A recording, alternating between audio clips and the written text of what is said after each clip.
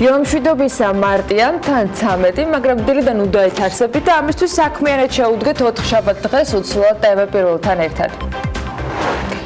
გაზპრომთან მოლაპარაკებები დასრულებულია და პრემიერი ამბობს, რომ შედეგი საქართველოს ენერგოდამოუკიდებლობისა და კონტრაქტში უკეთესი პირობების შეთანხმებით შედგა. ეკონომიკის და მდგრადი განვითარების მინისტრის მოადგილის ინფორმაციით, რუსული გაზის სომხეთში ტრანზიტის ფასი გაზრდილია.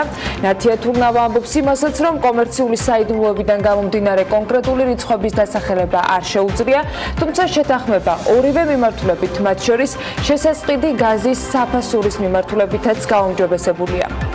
სახელმწიფო კანცელარიაში მიმდინარე მთავრობის ხდომის წინ პრემიერის ტრადიციული ბრიფინგი ანაკლის თემის გარეშე არ დასრულებულა.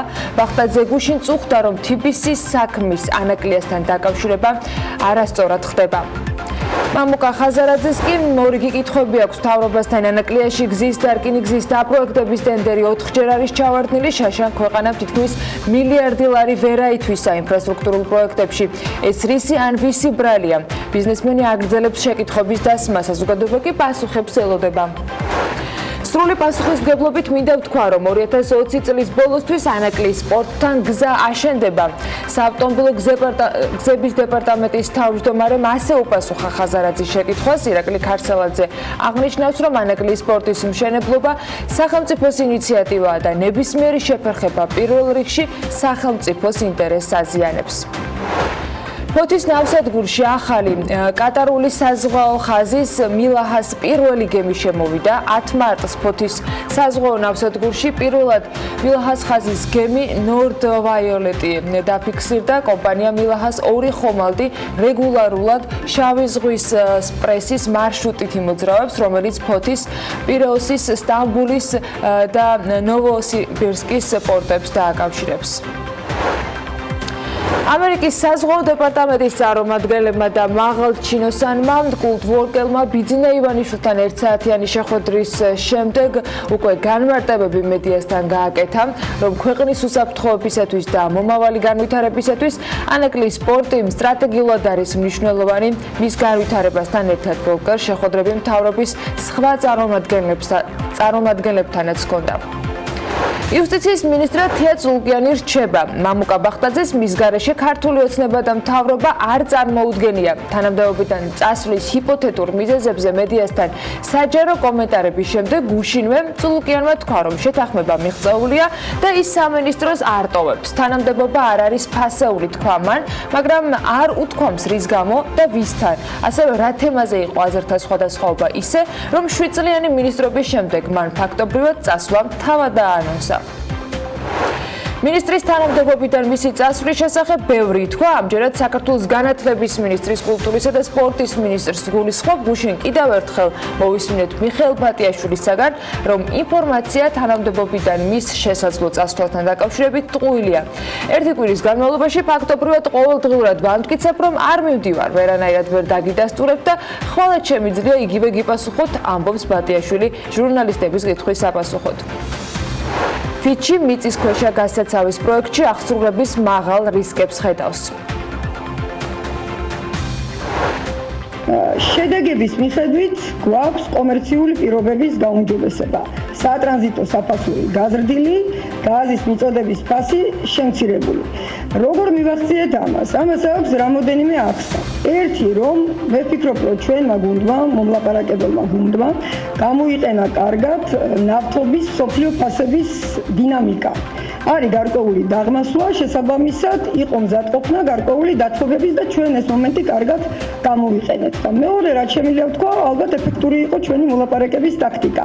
არ დავთმეთ მთავარი პრინციპები, რაც შეეხება ჩვენს ენერგეტიკულ უსაფრთხოებას, ჩვენ ენერგეტიკულ დამოუკიდებლობას და მივახციეთ გაუმჯობესებას ჩვენთვის საინტერესო კომერციულ საკითხებში.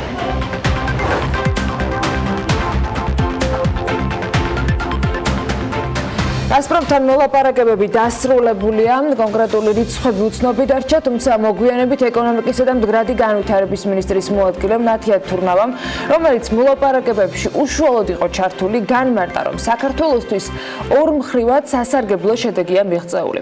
ტარიფი თებერვლიდან ამოქმედება და ის 2020 წლის ბოლომდე შენარჩუნდება. გაზპრომს ჩვენ აუცილებლად მიუბრუნდებით კიდევ ერთი პროექტი, რომელსაც ელოდება ბევრი და ყველა.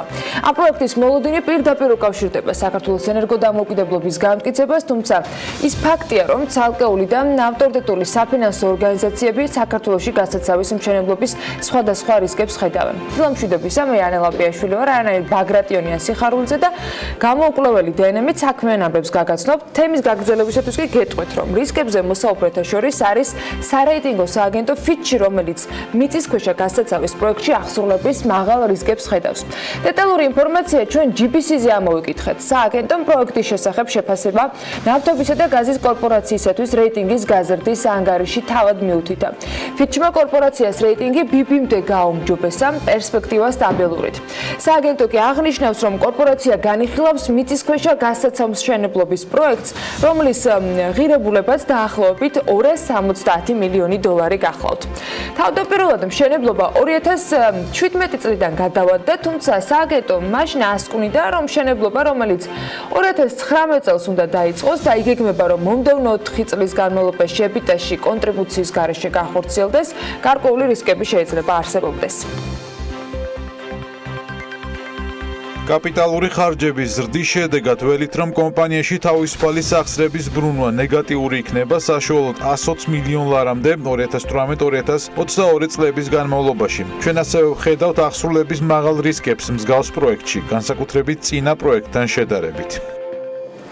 ფიჩის ექსპერტები ვარაუდობენ, რომ ნავთობის და გაზის კორპორაცია 2018-22 წლებში სოლიდურ საკრედიტო მაჩვენებლებს შეინარჩუნებს. ებიტას ჩვენი ნავარაუდები შემცირება 2019 წელს ასახავს გაზის მიწოდების მარჟის შემცირებას, რაც ვფიქრობთ აღდგება მაშინ, როდესაც ნავთობის და გაზის კორპორაციის წილი გაიზრდება შახტენიზი 2-ის იაფი გაზის პროექტში, ჯამური გაზის შესყიდვებიდან 2020 წლიდან და ასევე მეორე თბოსადგურის გაშვების შემდეგ გარდაბანში. როგორც ცნობილია, გასაცავის ამგორის სამხრეთი თაღის საბადოზე აშენდება. სამშენებლო სამუშაოები 2018 წელს უნდა დაწყებულიყო და მასში 300 მილიონი კუბურ მეტრამდე გაზის შენახვა უნდა იყოს შესაძლებელი. ვინ ააშენებს გასაცავს, ეს ტენდერი შემდეგ გახდება ცნობილი, როცა თემა სხვადასხვა მიზეზით და მოტივით რამდენჯერმე გადაიტო და ერთხელ და სამუდამოდ მისი ოფიციალური პასუხი და შედეგიც გვეცოდინება. 2018 წელს პერსონალურ მონაცემთა დაცვის აპარატმა საჯარო და კერძო ორგანიზაციების მიერ მონაცემთა დამუშავების 470 პროცესი შეისწავლა და ახლა მოდით ამაზე ვისაუბროთ. გამოვლინდა ადმინისტრაციული სამართალდარღვევის 266 ფაქტი. 72 შემთხვევაზე ჯარიმის დაკისრება მოხდა, 61 ფაქტზე გაფრთხილებაა გაცემული, 77 სამართალდარღვევაზე პასუხისმგებლობის დაკისრება ვერ მოხერხდა, კანონმდებლობით გათვალისწინებული ორთვიანი ხანდაზმულობის ვადის გასვლის გამო. საჯარო და კერძო სექტორში მიმართვიანობა შემდეგნაირად ნაწილდება. კერძო სექტორიდან ყველაზე ხშირი მიმართვიანობა სავაჭრო და მომსახურების გამწევი კომპანიების შემთხვევაში იყო, ხოლო საჯარო სექტორიდან ყველაზე აქტიურად შინაგან საქმეთა სამინისტრო და მისი სიპები გამოირჩეოდნენ. ამ პერიოდში ინსპექტორის აპარატმა მოქალაქეთა განცხადებების განხილვის და ინსპექტირების შედეგად კერძო სექტორში მონაცემთა დამუშავების 355 შეისწავლა ჯამში. მოდი ახლა ჩავშალოთ ეს ყველაფერი. მათ შორის 60 იყო სავაჭრო და მომსახურების გამწევი. როგორც გითხარით, ამით ლიდერობას ინარჩუნებს ეს სექტორი. 40 იყო მარკეტინგული, 35 ეგრეთ წოდებული სესხის სამომღები, 21 ელექტრონული კომუნიკაციის, ასევე 21 სამედიცინო სადაზღვეო და ფარმაცევტული კომპანია. 30 შემთხვევაში საქმე ეხებოდა ბანკებს, 19 შემთხვევაში მიკროსაფინანსო ორგანიზაციას და 15 შემთხვევაში ონლაინ სერვისების მიმწოდებლებს. 12-ში კრედიტ ინფო საქართველოს მიმართ გაჩნდა პრეტენზიები და ინსპექტორის აპარატის შესწავლილი საჯარო უწყებებიდან, ასევე რამდენიმე გამოსაყოფი, თუმცა უნდა აღინიშნოს, რომ 10 შემთხვევა დაფიქსირდა სასტუმროების, 8 აზარტული თამაშების და ასევე 8 კერძო უნივერსიტეტისა და საგანმანათლებლო დაწესებულებების მიერ მონაცემთა დამუშავების პროცესის კანონიერებასთან დაკავშირებით. მოკლედ, გასული წლის განმავლობაში კერძო სექტორში სამართალდარღვევის ჯამში 196 პუნქტია აღრიცხული. ადმინისტრაციული სახდელის სახით ჯარიმა კი 61 შემთხვევაში დაკისრებული. გაფრთხილება 54 შემთხვევაზეა გაცემული. ინსპექტორმა შეისწავლა საფინანსო სექტორის მიერ მონაცემთა დამუშავების 96 შემთხვევაც. მათგან ბანკების მიერ მონაცემთა დამუშავების 30, ეგრეთ წოდებული სესხის-ამომღები კომპანიის 35 და მიკროსაფინანსო ორგანიზაციების 19, ასევე კრედიტ-ინფო საქართველოს 12 შემთხვევა ამ კონკრეტულ საქმესთან დაკავშირებით განხილული. სხვათა შორის ამ ყველაფერს დეტალურად გაეცნობით Forbes-ზე და ამასობაში ნინო კვინტრაძემ ქვეყნის ფარგლებს გარეთაც მოახერხა, რომ Forbes-ისთვის ძალიან საინტერესო მასალა მოემზადებინა. შავი ზღვის რეგიონის ყველაზე ძლიერი და სუსტი ვალუტების ერთგვარ რეიტინგში ლიდერობა გრივნამ არავის დაუთმო. ბოლო 5 წლის განმავლობაში შავი ზღვის ქვეყნებს შორის ყველაზე სუსტი ვალუტა სწორედ უკრაინული გრივნა იყო. 2014-18 წლების პერიოდში დოლარის მიმართ მან პოზიციები 128% დაკარგა და ევროს მიმართ გაუფასურება მიაღწია 104%-ს. რა ხდება სამეზობლოში? დანარჩენს უკვე ახლა ლევან თაღიაშვილი მიმოიხილავს, რომელიც სტუდიაში შემოგვირდა. ლევან, დილა მშვიდობის. დილა მშვიდობის, მოგესალმებიანო ჩვენს ტელემაყურებელსაც და გულთბილი მოგითხოთ ჩვენგან ნინო კვინტრაძეს. ახლა კი გადავიდეთ მიმოხილვაზე. ბოლო 5 წლის განმავლობაში შავი ზღვის აუზის ქვეყნებს შორის ყველაზე სუსტი ვალუტა უკრაინული გრივნა იყო. კერძოდ 2014-18 წლების პერიოდში გრივნა დოლარის მიმართ 128%-ით, ხოლო ევროს მიმართ 104%-ით გაუფასურდა. PMCG კვლევის მიხედვით გაუფასურების მასშტაბით მეორე ადგილს თურქული ლირა იკავებს, რომელიც ბოლო წლებში დოლარის მიმართ 122%-ით, ხოლო ევროს მიმართ კი 96%-ით გაუფასურდა. შავი ზღვის ქვეყნებს შორის ევროსა და დოლარის მიმართ ყველაზე ნაკლებად ბულგარული ლევი გაუფასურდა. კერძოდ მან დოლარის მიმართ საკუთარი ღირებულების 12% დაკარგა, ხოლო ევროს მიმართ კი კურსი არ შეცვლილა, რადგან ლევი ევროს მიმართ მცურავი არაა და 1 ევრო 1.95 ბულგარული ლევის ტოლია. რაც შეეხება ქართულ ლარს 2014-18 წლებში დოლარის მიმართ 43%-ით, ხოლო ევროს მიმართ კი 27%-ით გაუფასურდა, როგორც ამას ეკრანზე ხედავთ. რაც შეეხება ლარის ცვლილებას სხვა ვალუტებთან მიმართებით, ის ბულგარული ლევის მიმართ 27.5%-ით გაუფასურდა, ხოლო რუმინული ლეის მიმართ 21.7%-ით. ცხადია, ლარი გამყარდა ზოგიერთი ვალუტის მიმართ, მაგალითად ეს არის თურქული ლირა, რომელთანაც 21.8%-იანი ზრდა ჰქონდა. რაც შეეხება კონკრეტულად 2018 წელს, ლარი ყველაზე მეტად ბულგარული ლევის მიმართ გაუფასურდა და ეს ციფრი 5.6% იყო. საინტერესო იქნება ალბათ მაყურებელს გაუზიაროთ ინფორმაცია მასთან დაკავშირებითაც, რატომ არის შავი ზღვის ქვეყნების ვალუტის კურსები საქართველოსთვის განსაკუთრებით მნიშვნელოვანი. სავაჭრო ურთიერთობებით ცალსახად ალბათ ყველასთვის ცნობილი არის, მაგრამ რა ურთიერთობაში ვართ ამ ქვეყნებთან? ნამდვილად, საქართველოს საგარეო ვაჭრობაში შავი ზღვის ქვეყნებს დიდი წილი უკავიათ, კერძოდ 2014-18 წლებში აღნიშნულ ქვეყნებზე მთლიანი სავაჭრო ბრუნვის 36% მოდიოდა.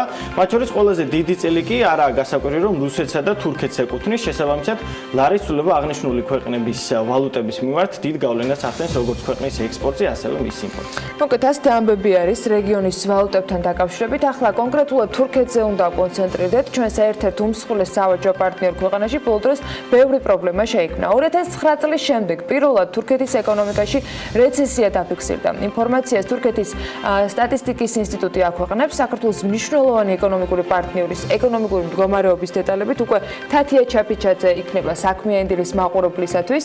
თათია, დილა მშვიდობისა და გისმენთ რა ხდება თურქეთში. დილა მშვიდობის, ანა, დიახ, ბოლო 10 წლეულის განმავლობაში პირველად თურქეთის ეკონომიკა რეცესიაში შევიდა. სავალუტო კრიზისისა და საპროცენტო განაკვეთების მკვეთრი აწევის ფონზე ქვეყნის მშპ მიყოლებით 2 კვარტლის განმავლობაში მცირდებოდა. 2018 წლის მეოთხე კვარტალში წინა წლის ანალოგიურ პერიოდთან შედარებით თურქეთის მთლიანი შიდა პროდუქტის 3%-ით არის შემცირებული. მესამე კვარტალში ეკონომიკის ვარდნის მაჩვენებელი კი 1.6% შეადგენდა. მთლიანობაში 2018 წლის განმავლობაში თურქეთის მშპ ზრდა 2.6%-მდე შემცირდა, როცა 1 წლით ადრე მიუხედავად 2016 წლის ივლისის არ შემდგარი სახელმწიფო გადატრიალებისა და რთული პოლიტიკური მდგომარეობის ეს მაჩვენებელი 7.4%-ს აღწევდა. თურქეთის სტატისტიკის ინსტიტუტის მონაცემების მიხედვით გასული წლის ოქტომბერში ინფლაციამ 15 წლიან პიკს მიაღწია და ეს მაჩვენებელი 25.24%-ით განისაზღვრა. გასულ წელს თურქული ლირის კურსი დოლართან მიმართებით 30%-ით დაეცა, ქვეყანაში ინფლაციის დონე კი 20%-ს აღწევდა. იმედია, რომ ლირას ბედს ლარი არ გაიზიარებს, მაგრამ ყველაზე საინტერესო ჩვენი მაყურებლისათვის ალბათ ის არის ეკონომიკური გავლენა, რაც საქართველოზე გააჩნია თურქეთს, რამდენად დიდი წილი უკავია თურქეთს ვაჭრობაში, საქართველოს შემთხვევაში, გზავნილებისა თუ ტურისტულ ნაკადებში და ჯამში რა გავლენას ახდენს ყველა ეს პროცესი ჩვენს ქვეყანაზე? ანადია საქსტატის მონაცემებით თურქეთის რესპუბლიკა უკანასკნელი წლების განმავლობაში საქართველოს ერთ-ერთი უმსხვილესი სავაჭრო პარტნიორი ქვეყანაა. 2019 წლის იანვრის მონაცემებით ის ნომერ პირველი სავაჭრო პარტნიორია საქართველოს თურქეთთან. სავაჭრო ბრუნვის წილი მთლიან ვაჭრობაში 13.6% შეადგენს, აქედან იმპორტის წილი 15.4%, ხოლო ექსპორტის 8.9%-ია.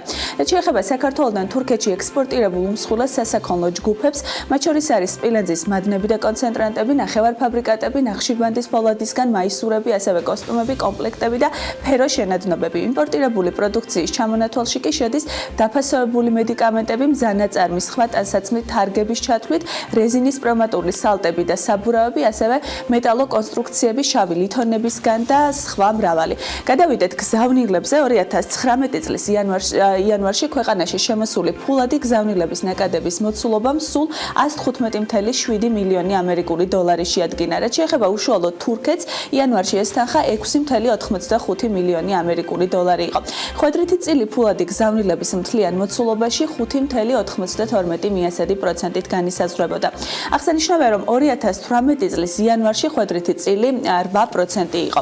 თურქეთის როლი საკმაოდ დიდია ტურისტების მიმართულებითაც ტურიზმის ეროვნული ადმინისტრაციის მონაცემებით 2019 წლის თებერვალში თურქეთიდან საქართველოში 61.594 ვიზიტი განხორციელდა, რაც გასული წლის ანალოგიურ მაჩვენებელთან შედარებით 15.242, ანუ თითქმის 20%-ით ნაკლებია.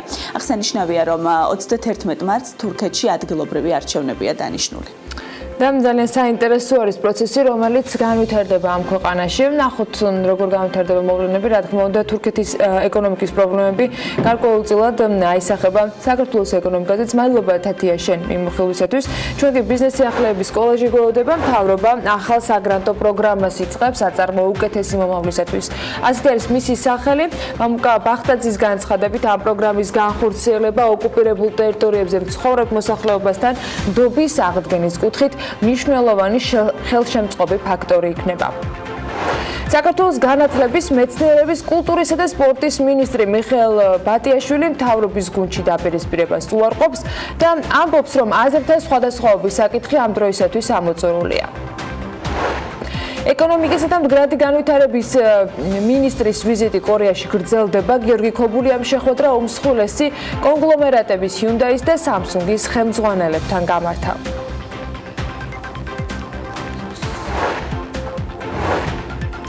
საქართველოს მთავრობა აფხაზეთის და ცხინვალის რეგიონების მოსახლეობის ეკონომიკური საქმიანობის ხელშეწყობისათვის ახალ პროგრამას იწყებს. კეთევან ციხელაშვილის ინფორმაციით, პროგრამით აწარმოე უკეთესი მომავლისათვის აფხაზეთისა და ცხინვალის რეგიონებში მცხოვრებლებს 35,000 ლარამდე გრანტის მიღება შეეძლებათ. პრემიერ-მინისტრის განმარტებით კი ამ პროგრამის მიზანია ოკუპირებულ ტერიტორიებზე მცხოვრებ მოსახლეობას უკეთესი განათლების, ჯანდაცვის, გამყოფი ხაზის გასწვრივ ვაჭრობის და ეკონომიკური საქმიანობის უკეთესი შესაძლებლობა უზრუნველყონ. ძირითადად სამ კომპონენტზე ვაკეთებ გახსენს, პირველი გახლავთ ჯანდაცვა, მეორე გახლავთ განათლება და მესამე მცირე ბიზნესი, კომერციული საქმიანობა, რომ ადამიანებს ჩვენს მოქალაქეებს, რომლებიც ცხოვრობენ ოკუპირებულ ტერიტორიებზე, თავისი ოჯახების გამოყენების საშუალება ჰქონდეთ. ახლა ცოტა სტატისტიკასაც ჩავხედოთ. საქართველოში საავიაციო ნავთის იმპორტი თებერვალში იანვართან შედარებით გაორმაგებულია. ნავთობპროდუქტების იმპორტიორთა კავშირის მონაცემებით თებერვალში იმპორტირებულია 9,000 ტონა საავიაციო ნავთი.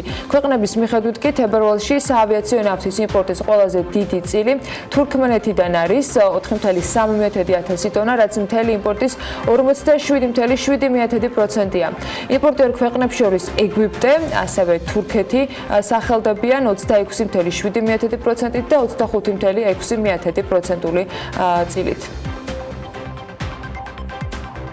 გაზრდილი არის საქართველოში გათხევადებული აირის იმპორტით. ნავთობპროდუქტების იმპორტიორთა კავშირის ინფორმაციით 2019 წლის გასულ თვეში, ანუ თებერვალში, გათხევადებული აირების პროპან-ბუტანის ნაერთის იმპორტმა შეადგინა 7/1000 ტონა, რაც 2/1000 ტონით მეტია იანვართან შედარებით.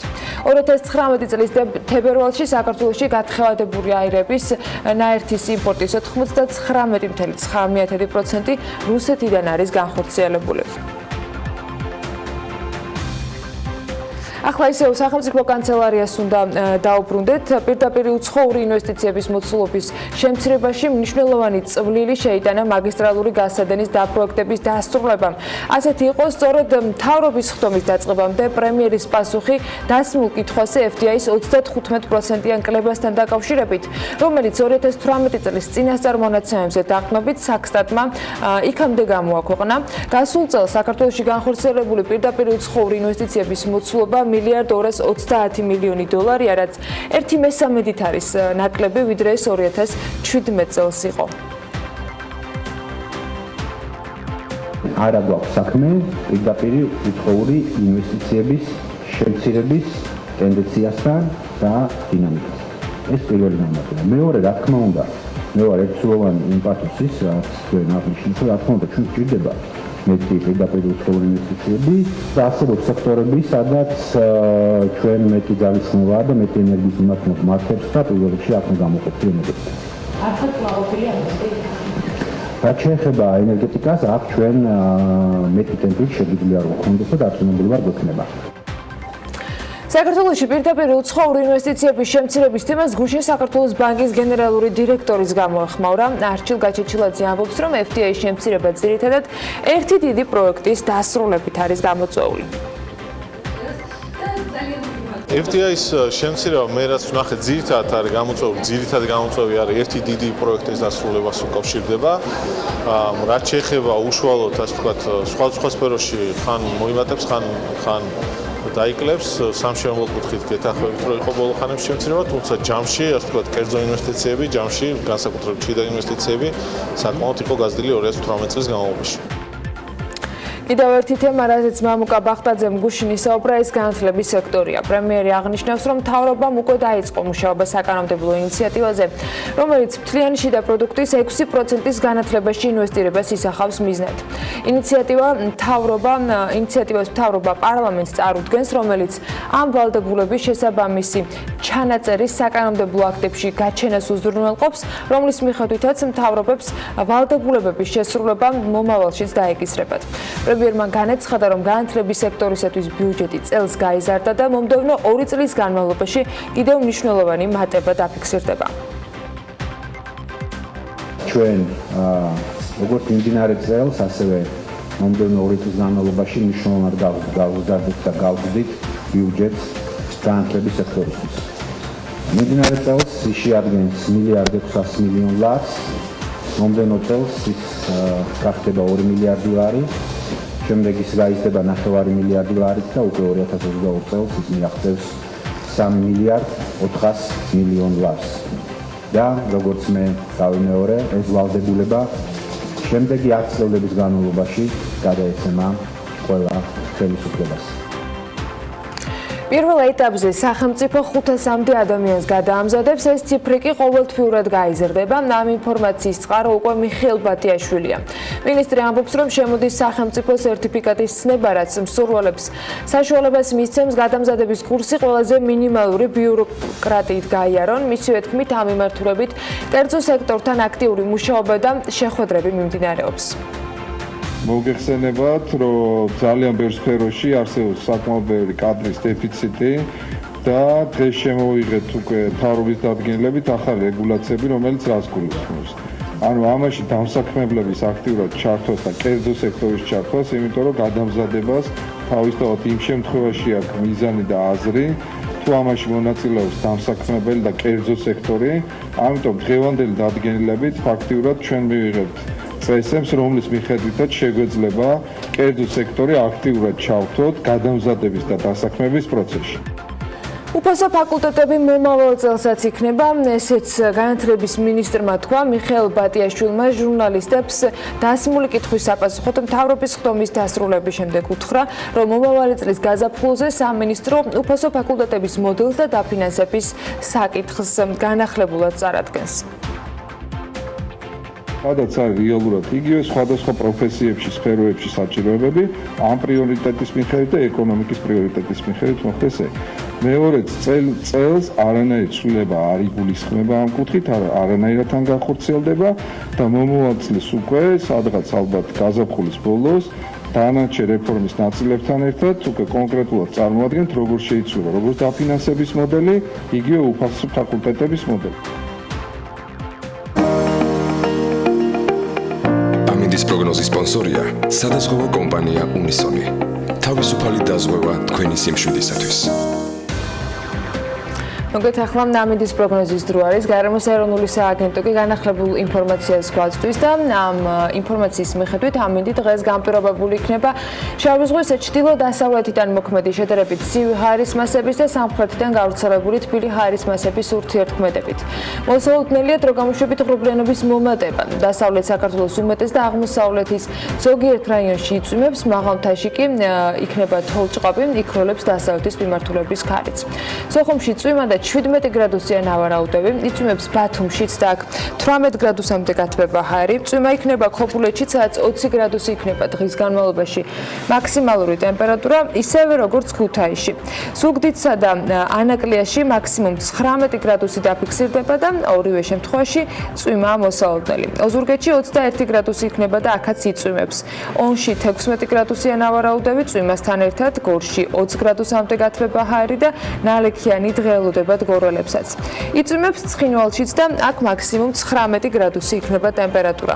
მარნეულში 22 გრადუსამდე გათბება ჰაერი, უმეტესად უნალექოდ ჩაევრის დღე, ისევ როგორც რუსთავში და აქ მაქსიმუმ 21 გრადუსი იქნება დღის განმავლობაში ტემპერატურა. ახალციხეში წვიმა ნავარაუდები და 16 გრადუსი, ბორჯომში 17 გრადუსი იქნება და აქაც იწვიმებს. წვიმა და მაქსიმუმ 8 გრადუსი იქნება ბაკურიანში. სამაგერო თოვლჭყავს ელოდებიან ახალქალაქსა და სტეფანწმინდაში და 6 და 5 გრადუსი იქნება შესაბამისად. თელავში უნალექოდ ჩაევრის დღე და შედარებით თბილა, 20 გრადუსია მაქსიმალური ტემპერატურა ნავარაუდები. რაც შეეხება დედაქალაქს, თბილისში დრო გამოშვებით მართალია ღრუბლიანობის მომატებას ველოდებით, მაგრამ უნალექო დღე იქნება 13 მარტი, დასავლეთის მიმართულების ქარი იქროლებს და მაქსიმუმ 20 გრადუსაც მიაღწევს ტემპერატურა. მე მგონი 20 გრადუსი არ არის ცუდი მაჩვენებელი 13 მარტისათვის, ყოველ შემთხვევაში სითბოს მოყვარულების გასაგონად მაინც და მათთვის. აგერთად ჩემთვის. მოგეთ ასეთი ამინდი გველოდება დედაქალაქში, თბილისში და მთელი საქართველოს მასშტაბით, აი როგორი საქმიანი დილა გველოდება, ამას თავადაც შეძლებთ, რომ სულ რამდენიმე წუთში გადაამოწმოთ. პირველ სტუმრებს რეკლამის შემდეგ უმასპინძლებთ.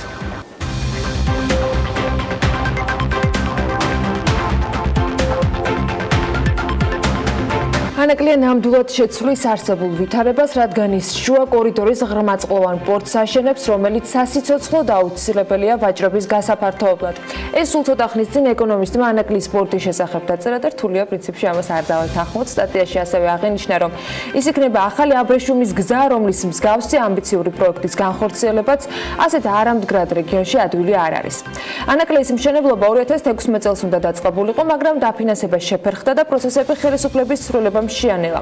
და მაინც რა მნიშვნელობის არის ანაკლის პორტი? კიდევ ერთხელ გვაქვს შესაძლებლობა სტუმრებთან ერთად ვისაუბროთ ამ თემაზე და საქმიანი დილის სტუდიაში შემოგვიერთდნენ სალომე კელენჯერიძე, ანაკლის განვითარების კონსორციუმის დირექტორის მოადგილე კომერციულ საკითხებში და გიორგი ჩუგოშვილი, ანაკლია-სიტის ფინანსური დირექტორი.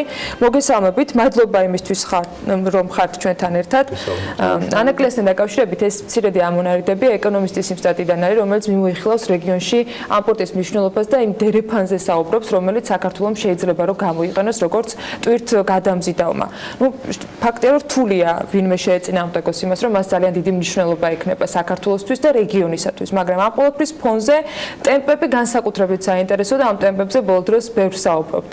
რამდენად მნიშვნელოვანი არის ვადები, რომელიც განსაზღვრული არის იმ გეოგრაფიული თუ პოლიტიკური რეალობიდან, რომელიც საქართველოს აქვს დღეს და გიორგი თქვენგან დავიწყოთ საკონტეინერო ტვირთების ზრდისათვის, იმ გეგმისთვის, რომელიც ანაკლიას აქვს და გათვლები რა რაზეც არის გაკეთებული. ვადები თქვენ როგორ გესახებათ? დღეს რა ვადებში ვართ და რამდენად ოპტიმალური არის ეს ყველაფერი სწორედ სამომავლო განვითარებისათვის? მოგესალმებით, მადლობა პირველ რიგში მოწვევისთვის. ვადები არის ძალიან მნიშვნელოვანი. 2020 წელი არის რაღაც ძალიან ისეთი წელი, როდესაც ჩვენი პორტები, არსებული პორტები, ბათუმის და ფოთის პორტები თავის გამტარუნარიანობის მაქსიმუმს მიაღწევენ. ანუ ეს არის ძალიან მნიშვნელოვანი წელი, რომლისთვისაც მთელი ქვეყანა, ასე ვთქვათ, უნდა ვემზადებოდეთ. მათი გამტარუნარიანობა დაახლოებით არის 600-650.000 კონტეინერი. დღეს, როდესაც 2018 წელს ჩვენ გვქონდა რეკორდულად მაღალი მაჩვენებელი კონტეინერების, ისტორიულად მაღალი მაჩვენებელი და ვხედავთ ძალიან ძლიერ ზრდას. 2017 წელს ეს იყო დაახლოებით 20%, 2016 წელს 18%, ანუ სერიოზული ზრდა გვაქვს ამ მიმართულებით, მიუხედავად იმისა, რომ სხვა ტიპის ტვირთებში გვაქვს კვლება, საკონტეინერო ბაზარი ძალიან აქტიურად იზრდება. ანუ 2020 წელს ჩვენ აუცილებლად გვჭირდება, რომ ანაკლიის პორტი იყოს უკვე ოპერირებადი და შეძლოს, რომ მიიღოს პირველი გემი. და სწორედ ამითი არის გამსჭვალული მთლიანად კონსორციუმის ყველა ნაბიჯი, რომელსაც ახლა ჩვენ ვდგავთ. სამშენებლო პროცესი, სამშენებლო გრაფიკი, ყველაფერი ამაზე არის აწყობილი, რომ 2020-ის ბოლოს, 2021-დან ჩვენ უკვე შევძლოთ ოპერირება. თქვენ ეს თემატიკა როგორ მიდის პროცესი ჩაშალეთ კიდეც Facebook პოსტში. მოდი კიდევ ერთხელ მაყურებლისათვის, ვიდრე 2020-მდე მივალთ. ახსენეთ ვადები, ის მიმდინარეობა, რომელიც ამ პროექტს უკავშირდება. სად არის დღეს ანაკლიის სპორტის პროექტი? ანაკლიის სპორტის პროექტი არის ძალიან საინტერესო ფაზაში. ყველა მიცის მას მოსახლეობას ჩვენ ვეცადეთ, რომ მაქსიმალურად აქტიურად მიგვეწოდებინა ინფორმაცია იმ სამშენებლო სამუშაოებთან დაკავშირებით, რომელიც დავიწყეთ ჩვენ შარშან, დაღრმავებით სამუშაოებთან დაკავშირებით და ეხლა არის მიმდინარეობს ძალიან მნიშვნელოვანი პროცესი. ეხლა ჩვენ ველოდებით ნიადაგს, რომ მოხდეს ამ ნიადაგის ასე ვთქვათ დაჯდომას ვეძახით, რომ მივიღოთ ისეთი ნიადაგი, სადაც შევძლებთ აქტიური სამშენებლო სამუშაოების ჩატარებას. პარალელურად მიმდინარეობს ორი ტენდერი, ძალიან მნიშვნელოვანი ტენდერი. პირველი არის გენერალური კონტრაქტორის, ანუ მთავარი სამშენებლო კომპანიის შერჩევა, რომელიც დანარჩენ სამშენებლო ნაწილს შეასრულებს და მეორე არის აღჭურვილობის ტენდერი, რომელიც არის ასე ვთქვათ ამწეების შეძენა. ეს არის ორი ძალიან მსხვილი კონტრაქტი. ორივე კონტრაქტი თითქმის ორივე ტენდერი თითქმის დასრულებული არის უახლოეს დღეებში ველოდებით საბოლოო გადაწყვეტილებას ჩვენი კოლეგებისგან, ვინც ამ პროცესს მართავს და რა თქმა უნდა ფართო საზოგადოებას წარუდგენთ გამარჯვებულ კომპანიებს, ვინც იქნება პასუხისმგებელი იმაზე, რომ ააშენოს ანაკლიის სპორტი, ბოლომდე მიიყვანოს სამშენებლო პროცესი და მეორე, ვინც აღჭურვავს საუკეთესო ყველაზე თანამედროვე ამწეებით ანაკლიის სპორტს. აი აქ ვართ დღეს 2000 ორ კვირაში ველოდებით ამასთან დაკავშირებით. დაახლოებით შემდეგი ორი კვირის განმავლობაში უკვე ამაზე პასუხები უნდა გქონდეს. შემდეგ უკვე 2019 და განსაკუთრებით 2020 წელი იყო ის წელი, სადაც მაქსიმალურად დიდი თანხები უნდა დაიხარჯოს სამშენებლო სამუშაოებში. ეს ჩემ პოსტშიც ესე ჩანს. დაახლოებით 92 ნამუშევარი დღე და კიდევ დღეს უკვე მეტი არის, ალბათ 1000 შაბათს გადაცდა 1000. ასე რომ მოვამაყობ, იმიტომ რომ როდესაც ამ გუნდს შევუერთდი, მგონი 10 ადამიანი მუშაობდა სულ გუნდში და დღეს უკვე 60-ზე, 65-ზე მეტი ადამიანი მუშაობს გუნდში და უკვე ჯამში 5 წელი არის, რაც ამ პროექტზე მუშაობს. თქვენ ძალიან საინტერესო ტენდერები ახსენეთ, რომელთა რა თქმა უნდა შედეგები მნიშვნელოვანი იქნება. სწორედ იქიდან გამომდინარე, რომ ეს არ შეიძლება იყოს ერთი კონკრეტული მიმართულება, არ შეიძლება იყოს ხოთ სამუშაოები დაღრმავების ნაწილზე ან მიწასთან დაკავშირებით და ასე შემდეგ. ეს ბევრი პროცესი არის, სწორედ აქედან გამომდინარე, სალომეს მინდა ვკითხო. სალომე, დაგიბრუნდებით აუცილებლად. რა პროცესები მიდის დღეს? რამდენ თანხმდრაშია ყველა ის პროექტი და ყველა ის თქვათ ინფრასტრუქტურული საჭიროებისათვის საჭიროება, რომელიც არის აუცილებელი, რომ ვადაში განხორციელდეს, ერთად განხორციელდეს, რომ 2020-ში იყოს ის შედეგი, რაც კონტრაქტით არის გათვალისწინებული ერთის მხრივ და რაზეც თუნდაც ახლა ვსაუბრობდით, ის სამიზნე მაჩვენებელი იყოს დადებული პირველადი შედეგისათვის. მადლობა შეკითხვისთვის. ძალიან სწორი შეკითხვა ამ მომენტისთვის, იქიდან გამომდინარე, რომ მოგეხსენებათ ჩვენი რეგიონი არის საკმაოდ კომპლექსური, როდესაც საუბრობთ ტვირთის გადაზიდვაზე. საქართველოს გავლით, აქ არ არის მხოლოდ საქართველო, არის სხვა პარტნიორი ქვეყნები, რომელთან ერთადაც, ასე ვთქვათ, ვემსახურებით დერეფანს. შესაბამისად, ძალიან მნიშვნელოვანია, რომ ანაკლიის პორტის განვითარება თანხმდრაში იყოს სხვა ინფრასტრუქტურულ პროექტებთან, რომლებიც რეგიონში ამჟამად მიმდინარეობს და ეს ასეთ ისეც არის რეალურად და შეიძლება ითქვას, რომ ანაკლის სპორტი არის დამაგვირგვინებელი ეტაპი დერეფნის საბოლოო განვითარების. მინდა შევეხო იმ მნიშვნელოვან პროექტებს, რომელიც დღესაც პროცესშია და უმეტესი მათგანი უკვე დასრულებულია, მაგალითად ალიატის სპორტი აზერბაიჯანში, კურიკის ახალი სპორტი ყაზახეთში, თურქმენეთში სპორტი თურქმენეთში, რომელიც თითქმის ერთი წლის წინ გაიხსნა და სხვა კიდე მრავალი ინფრასტრუქტურული პროექტები, არა მხოლოდ საპორტო, არამედ როგორც სარკინიგზო საგზაო მიმართულებით განცდა იქნება, რომ დერეფანი ემზადება რაღაც ძალიან მნიშვნელოვანისთვის და ანაკლის სპორტი არის ამ მნიშვნელოვანის შემადგენელი ნაწილი. და არა მხოლოდ საქართველოს ინფრასტრუქტურა აქვს ამ შემთხვევაში, რა თქმა უნდა, ყველა ინფრასტრუქტურაზე და აქ ხაზი მინდა გაუსვა იმას, თუ რამხელა დაინტერესება არის ამ ქვეყნების მხრიდან ჩვენს მიმართ. ისინი მუდმივ რეჟიმში, ასე ვთქვათ, ჯერ თავიწყოთ იქიდან, რომ თითქმის ყველა მათგანთან უკვე ვართ პარტნიორულ ურთიერთობაში, ხელმოწერილია უამრავი თანამშრომლობის მემორანდუმი და ისინი ყოველთვის ცდილობენ, რომ ქონდეთ რა შეიძლება ბევრი ინფორმაცია ანაკლის პროექტის შესახებ, იმიტომ რომ ანაკლის სპორტი არის მათთვის ერთ-ერთი მნიშვნელოვანი კვანძი მთელ ამ ლოგისტიკურ ჯაჭვში. დღესაც ჩვენს ოფისში ჩანიშნულია შეხვედრა და ვიზიტი კასპიის ზღვის სპორტების, როგორც ყაზახეთიდან, ისე აზერბაიჯანიდან და ესეც სულ მუდმივ რეჟიმში ვართ მათთან თანამშრომლობის, ინფორმაციის გაცვლის, მიუხედავად იმისა, რომ ანაკლის სპორტი დღეს არ ოპერირებს, ეს არ გვიშლის ხელს იმაში, რომ მათთან ვითანამშრომლოთ, დავსახლოთ მომავალი გეგმები. იმ არსებული შეთანხმებებიდან, რომელიც თქვენ ახსენეთ, იმ კომუნიკაციიდან, რომელიც დღეს არსებობს და მათ შორის დღეს კიდევ შედგება და მომავალში დარწმუნებულია, რომ ბევრი იქნება. გარანტია რისი არსებობს, რომ ანაკლის სპორტი შეძლებს იტვირთოს, იყოს რეგიონული ჰაბი ტვირთების გადაზიდვის ნაწილში. გასაგებია, რომ პოტენციალი არსებობს, მაგრამ გარანტიების ნაწილშიც მაინტერესებს, თქვენ რაზე აკეთებთ სწორებას და რა გაძლევთ იმის თქმის საფუძველს, რომ მათ შორის ეკონომისტი წერდეს ასეთი, ვთქვათ, ფორმულირებით, როგორც წერს ანაკლიასთან დაკავშირებით. გარანტიები ესეთი პირდაპირ სახით, რაც ამ ეტაპზე ანაკლის პროექტს შეიძლება გქონდეს, ეს შეიძლება იყოს ნაყარი ტვირთის მიმართულებით, საკონტეინერო ტვირთის მიმართულებით, არსებობს რა თქმა უნდა შიდა მოლაპარაკებები, რომლებიც გვეხმარება იმაში, რომ გავაკეთოთ სამომავლო პროგნოზი, თუ რა რაოდენობის ტვირთს მივიღებთ, რა სახეობის და შესაბამისად შემდეგ მოვარგოთ სპორტის მოდელი ამა თუ იმ სახეობის ტვირთს. თუმცა არსებობს კიდევ ძალიან ისეთი პოზიტიური ცვლილებები, რაც რეგიონში მიმდინარეობს, როგორც უკვე გიორგიმ აღნიშნა, საკმაოდ დიდი ზრდა არის საკონტეინერო გადაზიდვების მიმართულებით ჩვენს რეგიონში უკვე ფიქსირდება საკონტეინერო 38%-იანი ზრდა ყოველწლიურად. ამას უნდა დავურთოთ ალბათ ისიც, რომ არსებობს კიდევ მეორე მიმართულება ტვირთში, ეს არის ნაყარი ტვირთი, რომელიც არის ერთ-ერთი, ასე ვთქვათ, უმნიშვნელოვანესი ნაწილი და ერთ-ერთი, ასე ვთქვათ, პოტენციური ტვირთნაკადი, რომელსაც გქონდეს შეიძლება სწორება. მას აქვს საკმაოდ დიდი პოტენციალი ცენტრალური აზიიდან. ცენტრალური აზია მოგეხსენებათ გახლავთ ტვირთს წარმომშობი, ასე ვთქვათ, ერთ-ერთი კერა, რომელიც ესე ხშირად ვამბობთ ხოლმე ევროპა და აზია, რომელიც უკავშირდება არა მხოლოდ ევროპას, არამედ აფრიკის ჩრდილოეთ ნაწილს, სამხრეთ ამერიკას. ეს არის საკმაოდ უნდა გავშალოთ, ასე ვთქვათ, და გავაფართოვოთ თვალსაჩინო და დავინახოთ და ვხედავთ კიდევაც ამას ძალიან კარგად, თუ როგორ იზრდება ეს ტვირთბრუნვა ქვეყნებს შორის.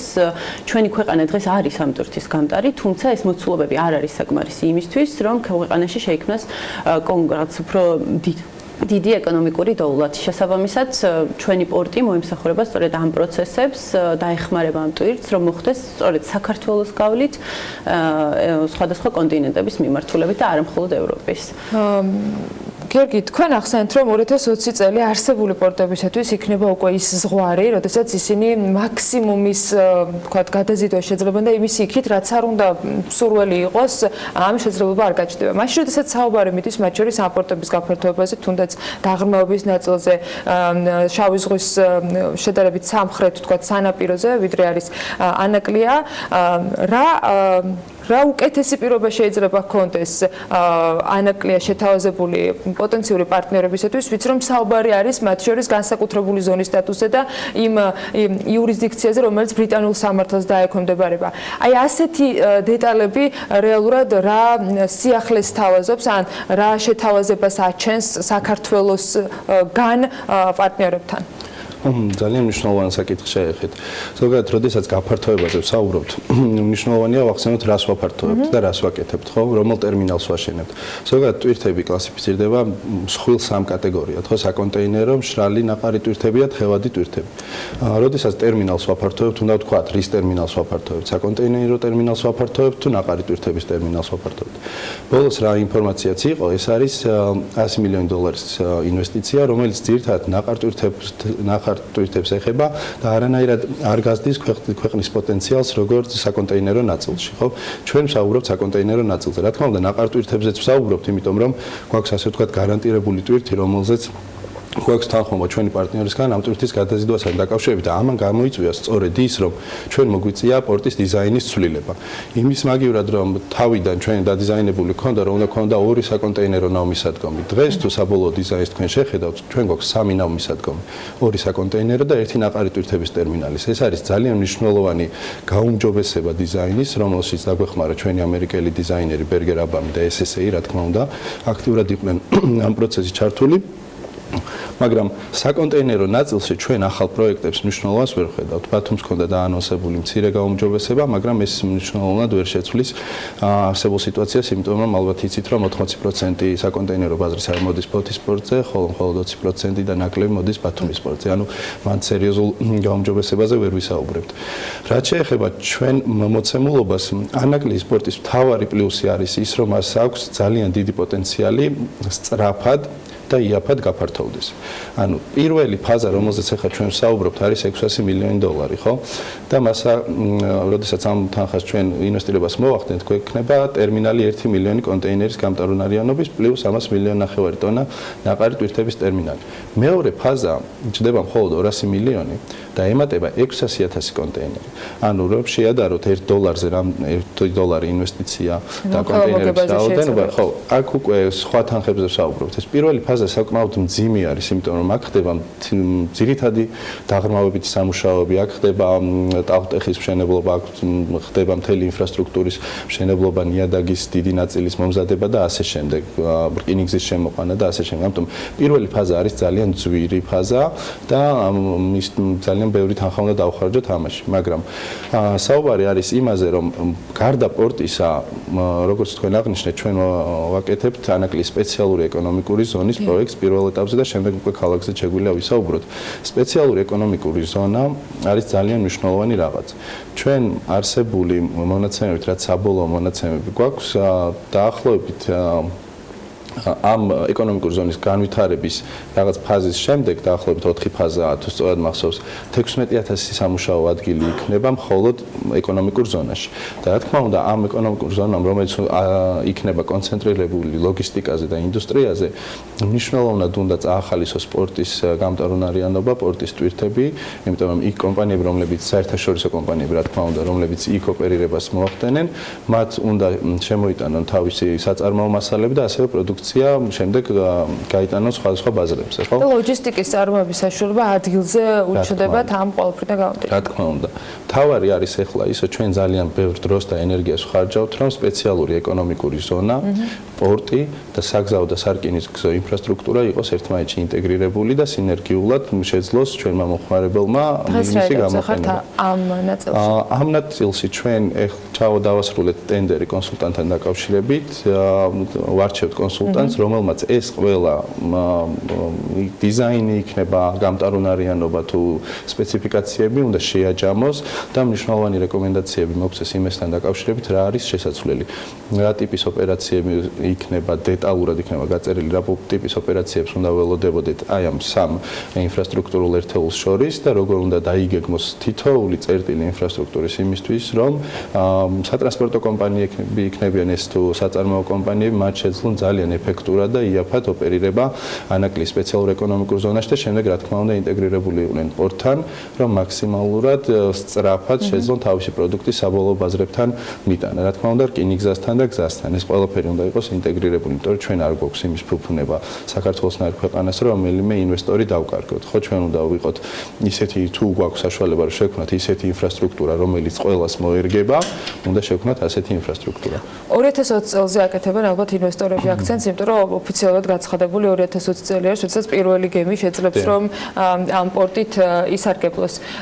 დგება თუ არა საჭიროება ამ შეთანხმებების გადახედვის თარიღთან დაკავშირებით და იმ პირობებთან დაკავშირებით, რომელზეც თქვენ პარტნიორებს ესაუბრებით 2020 წელს გულისხმობ.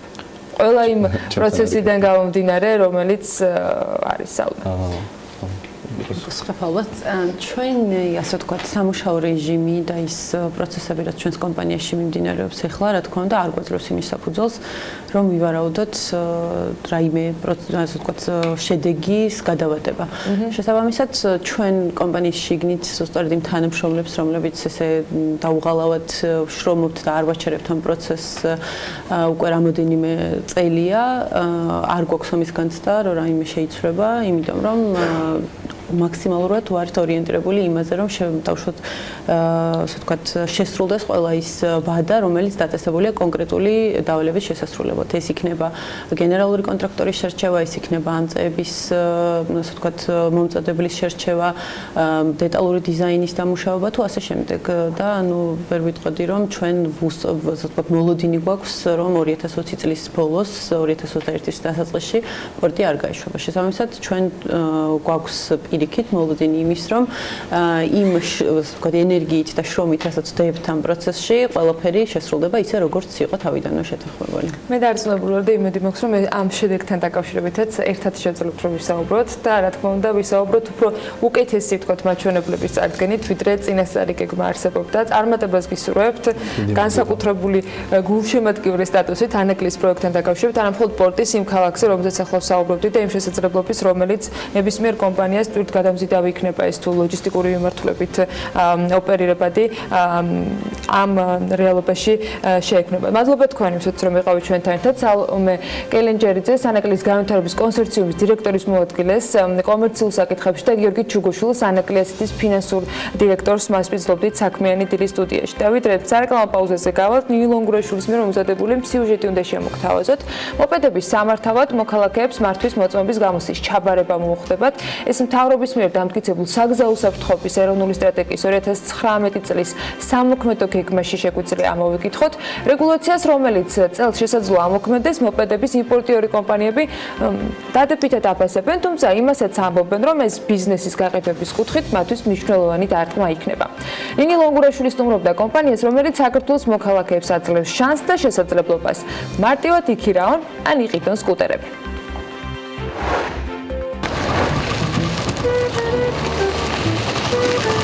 შესაძლებელია თუ არა ცხოვრების სტილი ბიზნესად იქცეს, მომგებიან ბიზნესად? პასუხი ამ ლოგოზე ჩანს. ერთი შეხედვით რიტორიკულ კითხვას მიმართულება სკუტის დამფუძნებლებმა სრულად რეალური საქმით გასცეს. ორთვალების საწყობში ფეხი პირველად სხვადასხვა პროფესიით, ინტერესებით და სურვილებით 2016 წელს შედგეს. შევიდნენ და დარჩნენ. დარჩნენ იმისთვის, რომ დაინახეს ბიზნესის პერსპექტივა, განვითარების გზა, ვილი ყოფილიყვნენ წარმატებულები. მაშინ ქართული გზებისთვის უჩვეულო ორთვალების შემხედვარებმა შეძლეს და დაინახეს მომავალი, დაისახეს გეგმა და შექმნეს კომპანია სახელით სკუტი, რომლის მთავარ მამოძრავებლადაც мотиваცია იქცა. და ჩვენ პარტნიორი რაღაც ესეთ წელი იყო, რაც ბევრი მოგზაურობა მოგვიწია. ერთ მხრივ ევროპაში, სადაც საკმაოდ პოპულარული ტრანსპორტი არის სკუტერები და დაბალძრავიანი მოტოციკლები. მეორე მხრივ აზიაში, სადაც პირველი ტრანსპორტი არის რა, უფრო მეტი სკუტერი და მოტოციკლი არის დარეგისტრირებული, მაგალითად ინდოეთში, ვიდრე მანქ ავტომობილი. და ნუ ეს ყველაფერი კიდევ დაემთხვა იმას, რომ თბილისის ურბანიზაცია რაც ანჩქარი იყო და უფრო მეტი მანქანა შემოვიდა ქალაქში და საცობების და ზოგადად თბილისში გადაადგილების პრობლემა შეიქმნა. საქართველოს თუ სკუტერებისთვის მეგობრული ქვეყანა გახდება სკუტის დამფუძნებლებს თამამად შეუძლიათ თქვან, რომ გეგმა და მისია შესრულებულია. ვიდრე სუსტ ძრავიანი ორთვალები მეგობრებს შემოიკრებდნენ, მათ სამფლობელოში ბევრი სამუშაო ჩატარდა. არ დაზოგილა არც ფინანსები და არც ძალისხმევა ყოფილიყო შედეგი ისეთი, როგორიც დღეს არის. 2 წლის ჯერ ისევ საწყის ეტაპზე მყოფმა კომპანიამ მშობლებიც გააკვირვა. სკუტის გაყიდვებმა გეგმებს გაუსწრო და მუხროჭის დროც დადგა. განვითარების ეტაპზე მყოფ ბიზნესს რეგულაციები წამოეწია. ჯერ იყო და ეროვნული ბანკის რეგულაციები სხვათა შორის ამ ბიზნესსაც და ზოგადად ამ ინდუსტრიასაც კარგად შეეხო. დაახლოებით 50% განვადების წილში მაგ საუბარი დაიკლო. შემდეგი ბიზნესისთვის სავარაუდოდ ეს რეგულაციები, ყველა რეგულაცია რაღაც ბიზნესის ზრდას ცოტათი აფერხებს თუ ანელებს, თუმცა არ გვეშინია სავარაუდოდ ოდნავ ზრდის ტემპი შემცირდება. ქალაქს ბევრი ამრევი ჰყავს, ბევრიც მეგობარი, სკუტერიანი მეგობარი, რომელთა ცხოვრების ტემპიც ქრისტინას მსგავსად ორ თვალებმა შეცვალეს. ერთი შემთხვევა იყო, რომ ახლა ხან მოვდიოდი შუქნისანზე გავაჩერე და გიჟივით გამიარა მოპედი და იქიდან მეძახის რომ რასაკეთებ მოპედი ხარ წადი და ანუ ხვდები რომ ზუსტად არიციან რა უნდა გააკეთონ და გონიათ რომ მარტო რაღაც ტარება და მორჩა მეტი არაფერი. ამიტომ ამის დასარეგულირებლად რომ სწორად ვიაროთ და საკუთარ თავს პირველ რიგში შევქმნათ უსაფრთხოება საჭიროა რაღაც რეგულაციები. რას შეცვლის რეგულაციები? მოაწესრიგებს თუ არა მოძრაობას? ამას ვნახავთ. შეუმცირდება თუ არა ბიზნეს გაყიდვები? შესაძლოა. რთულია ასახსნელად, მაგრამ ამბობენ, რომ გაგებით ეკიდებიან. მუშაობას კიდევ უფრო გაძლიერებული ტემპებით გააგრძელებენ და უფრო მეტს დააჯერებენ, რომ თავდაპირველად იყო სკუტერი და სკუტერი იყო მთელი ქვეყანა და მთელი ქვეყანაც იყო სკუტერი. სკუტის ბიზნესის მთავარი იდეა კი მზის შემხედვარე ქვეყანაში ერთადერთია. მთელი საქართველო ისინი უნდა გახდნენ.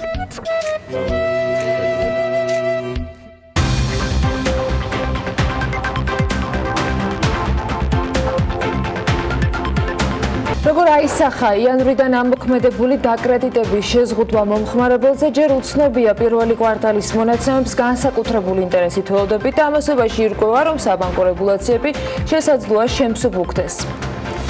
საქართველოსა და კორეას შორის ეკონომიკური ურთიერთობების გაღრმავებისათვის მუშაობა მიმდინარეობს. ეკონომიკის მინისტრი რამდენიმე შეხვედრის შემდეგ უკვე აჯამებს კორეაში გამართულ ოფიციალურ ვიზიტს. ბიზნეს სიახლეებით ბრუნდებით საქმიანი დილის ეთერში საბანკო რეგულაციების შესაძლოა შემსუბუქდეს. ამის შესახებ BMG-ს კომპანია ლექსვილის დამფუძნებელმა არჩილ ხვედელიანმა უთხრა, ის ამბობს, რომ იგეგმება რეგულაციების იმ ნაწილის გაუქმება, რომელიც ესხის გაცემას უკავშირდება. ამბობს, რომ აქვს ინფორმაცია, რომ იმდენად უარყოფითი გავლენა იქონია ამ რეგულაციებმა და ეკონომიკას იმდენად დიდი ზიანი მიადგა, რომ აპირებს საბანკო რეგულაციები შეამსუბუქონ. არჩილ ხვედელიანის განცხადებით, საქართველოს არ არის იმ დონეზე, რომ უძრავი ქონების შეძენა ადამიანმა საკუთარი დაგროვებული ფულით შეძლო. 2018 წლის განმავლობაში საქართველოს სამშენებლო სექტორში სულ 103 მილიონი დოლარის FDI ჩაიდო. 2017 წელს არსებული 283 მილიონთან შედარებით ის 63%-ით ნაკლებია. ჩვენ არ გვსურს, რომ ეს საკითხი უსაშველოდ გაიწელოს. ასეთია მამუკა ბახტაძის პოზიცია ანაკლის სპორტის მშენებლობასთან დაკავშირებულ საკითხზე. როგორი იქნება სახელმწიფოს საბოლოო გადაწყვეტილება და პოზიცია, თუ მიმდინარე პროცესები ისე შეუშლის ხელს ანაკლის განვითარების კონსორციუმს, რომ მაის-ივნისში საერთაშორისო საფინანსო ინსტიტუტთან 400 მილიონი დოლარის ფინანსური რესურსის მიღებაზე ხელშეკრულებას ხელი ვერ მოეწერება, ანუ მისცემს თუ არა კონსორციუმს კიდევ მეოთხე შანსს სახელმწიფო. ამაზე პრემიერი ამბობს, რომ ის ვერ ხედავს კავშირს ანაკლის სპორტის პროექტზე, რა გავლენა შეიძლება ჰქონდეს ერთ კონკრეტულ ტრანზაქციასთან დაკავშირებით მიმდინარე გამოძიებას. პრემიერი აღნიშნავს, რომ მთავრობის მთავარი ამოცანა, ისევე როგორც კონსორციუმის მონაწილეების ამოცანა უნდა იყოს ის, რომ რაც შეიძლება დროულად დაიწყოს მშენებლობის პროცესი. აფსუს, რომ ეს საკითხი უშუალოდ გაიწეს. მოხდა რამდენიმეჯერ საკითხის გადავადება და ჩვენი ამოცანა ისევე როგორც მე ვფიქრობ კონსორციუმის მონაწილეებით უნდა იყოს ის, რომ რაც შეიძლება დროულად დაიწყოს მშენებლობის პროცესი. და ამაზე უნდა ვიყოთ ფოკუსირებული და არა იმაზე, რომ თვითონ თავის დროზე ვიღაცამ კაბალო ხელშეკრულებას მოაწერა ხელი. ჩვენ უნდა ვიყოთ ფოკუსირებული იმაზე, რომ პროექტის მშენებლობა დაიწყოს რაც შეიძლება დროულად. მოხდეს იმ რესურსების მობილიზაცია, რომელზეც პასუხისმგებლობა იქნა აღებული ყველა მხრივ. საქართველოსა და კორეას შორის ეკონომიკური ურთიერთობების გაღრმავებისათვის სპეციალური დელეგაცია შეიქმნა. ამის შესახებ განცხადება კორეის იმპერატორთა ასოციაციის თავმჯდომარემ გააკეთა და ის ამბობს, რომ კორეის დელეგაცია საქართველოს წლის ბოლოს ესტუმრება.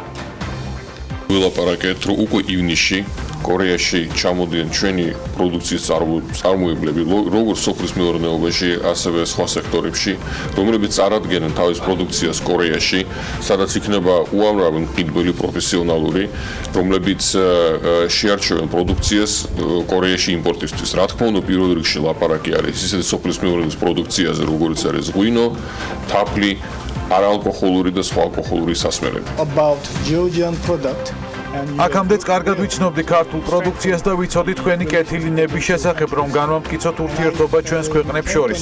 ახლა უკვე ისიც ვიცი თუ რამდენად მაღალხარისხიანი და შესაბამისად კონკურენტუნარიანია ქართული პროდუქტი. მე მინდა გავაცნო ჩვენ საზოგადოებას ქართული პროდუქცია. ჩვენი მთავარი მიზანი ამ ეტაპზე ორ ქვეყანას შორის ურთიერთობის გაღრმავების სპეციალური დელეგაციის შექმნა. მე უკვე დავიწყე ამ საკითხის განხილვა ვაჭრობის მინისტრთან და ვეცდები, რომ კორეის დელეგაცია საქართველოს წლის ბოლომდე ესტუმროს. ამგვარი დელეგაციების ვიზიტი შეხვედრები ქართული კომპანიების კორეულ გამოფენებში მონაწილეობა ხელშეუწყობს ორ ქვეყანას შორის ვაჭრობის განვითარებას და ზოგადად ურთიერთობების გაღრმავებას. ამასობაში გიორგი ქობულია კორეაში ოფიციალურ ვიზიტს ასრულებს. მემორანდუმი, რომელსაც მხარეები გააფორმებენ, გაითვალისწინებს ქართველი და კორეელი კოლეგების მხრიდან გამოცდილების გაზიარებას, ხოლო ადგილობრივ სტარტაპებს კორეაში მიიწვევს, სადაც მათ საკუთარი ბიზნესის განვითარების შესაძლებლობა მიეცემათ. ეკონომიკის სამინისტროს ინფორმაციით, გიორგი ქობულიასა და სტარტაპების მინისტრთან შეხვედრაზე კორეის მხარემ დეტალურად ისაუბრა ინსტრუმენტებზე, რომელსაც კორეული მცირე და საშუალო საწარმოებისა და სტარტაპების მხარდაჭერის კუთხით იყენებენ, რაც ადგილობრივ დამწყებ მეწარმეებს განვითარების და ახალი პარტნიორების შეძენაში ეხმარება. აღინიშნა ამ შეხვედრაზე ისიც, რომ კორეული მხარის გამოცდილება ამ მიმართულებით განსაკუთრებით საინტერესოა საქართველოსთვის, ამიტომ მინისტრები შეთანხმდნენ, რომ საქართველოს ეკონომიკისა და მდგრადი განვითარების სამინისტროს და კორეის მცირე და საშუალო ბიზნესის ხელშეწყობისა და სტარტაპების სამინისტროს შორის გაფორმდეს კონკრეტული მემორანდუმი.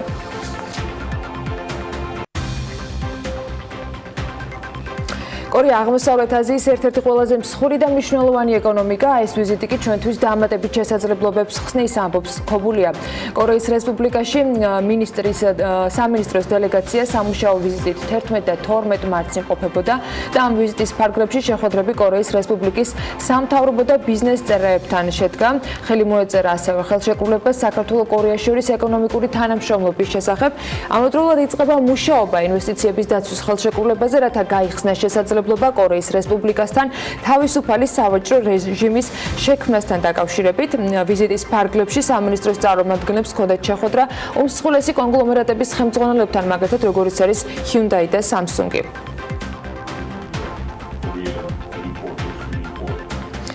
უცხოელს მიწის დაუმუშავებლობის შემთხვევაში კი შესაძლოა მიწის გაყიდვა აღარ მოუწიოს. სასოფლო-სამეურნეო მიწის საკუთრების შესახებ კანონპროექტის მიხედვით კანონის ამოქმედების დროს თუ უცხოელი არ გამოიყენებს სახელმწიფო-სამეურნეო დანიშნულების მიწას ზედიზედ 3 წლის განმავლობაში, მას ჯარიმა დაეკისრება.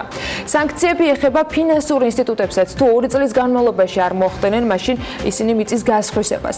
კანონპროექტი ითვალისწინებს უცხოელის მიერ მემკვიდრეობით მიღებული მიწის ნაკვეთის გამოყენების ვალდებულებას. მისი შეუსრულებლობის შემთხვევაში კი უცხოელმა უნდა მოახდინოს მიწის გასხვისება. მიწის გასხვისება მოუწევს იურიდიულ პირსაც, თუ საინვესტიციო გეგმით გათვალისწინებულ ვალდებულებას არ შეასრულებს.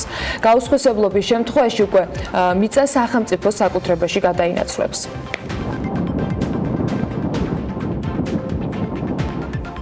პროკურატურა თბილისის სააპელაციო სასამართლოში ითხოვს, რომ 8 ქუჩის მოასფალტების საქმეზე თამაზ პეტაშვილს სახელმწიფოს კუთვნილი ფინანსების მითვისების დახმარებისათვის გამომტყუნებელი განაჩენი გამოუტანონ.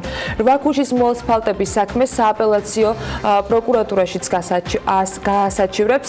ახალციხის რაიონულმა სასამართლომ 8 ქუჩის მოასფალტების საქმეზე მესხეთი ავტოგაზის ხელმძღვანელი სახელმწიფოს კუთვნილი ფინანსების მითვისების დახმარებაში უდანაშაულოდ ცნო, ხოლო ყალბი დოკუმენტაციის დამზადებაში ის გაამტყუნა. გადაწყვეტილება სასამართლოში ორივე მხარე ასაჩივრებს. სააპელაციო სასამართლოში პირველი სხდომა 11 მარტს უნდა გამართულიყო, თუმცა ერთ-ერთი მოსამართლის საქართველოში არ ყოფნის გამო პროცესი ერთი თვით გადაიდო.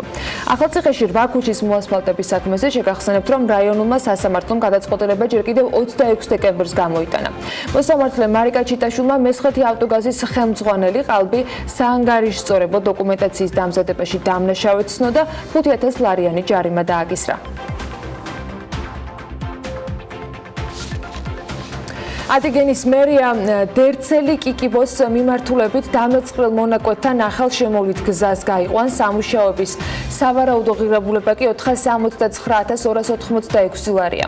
სამხრეთის კარიბჭის ინფორმაციით ადიგენის მუნიციპალიტეტის სოფლების დერცელის და კიკიბოს დამაკავშირებელი გზა მეწყერმა 1 წლის წინ 2018 წლის 23 მარტს დააზიანა. 350 მეტრის სიგრძის ახალი გზის გასაყვანად კი ადიგენის მერიას თანხა მთავრობამ სტიქიის დაფინანსების ფონდიდან გამოუყო. ამ დრომდე ადგილობრივი თვითმმართველობა გზას თანხის უქონლობის გამო ვერ აკეთებდა. ახალი გზის ნაწილი კი მინდორზე ნაწილი წიწვოვან ტყეზე გაივლის. ტენდერში მონაწილეობისათვის წინადადებების მიღება 21 მარტიდან დაიწყება და ის 26 მარტს დასრულდება.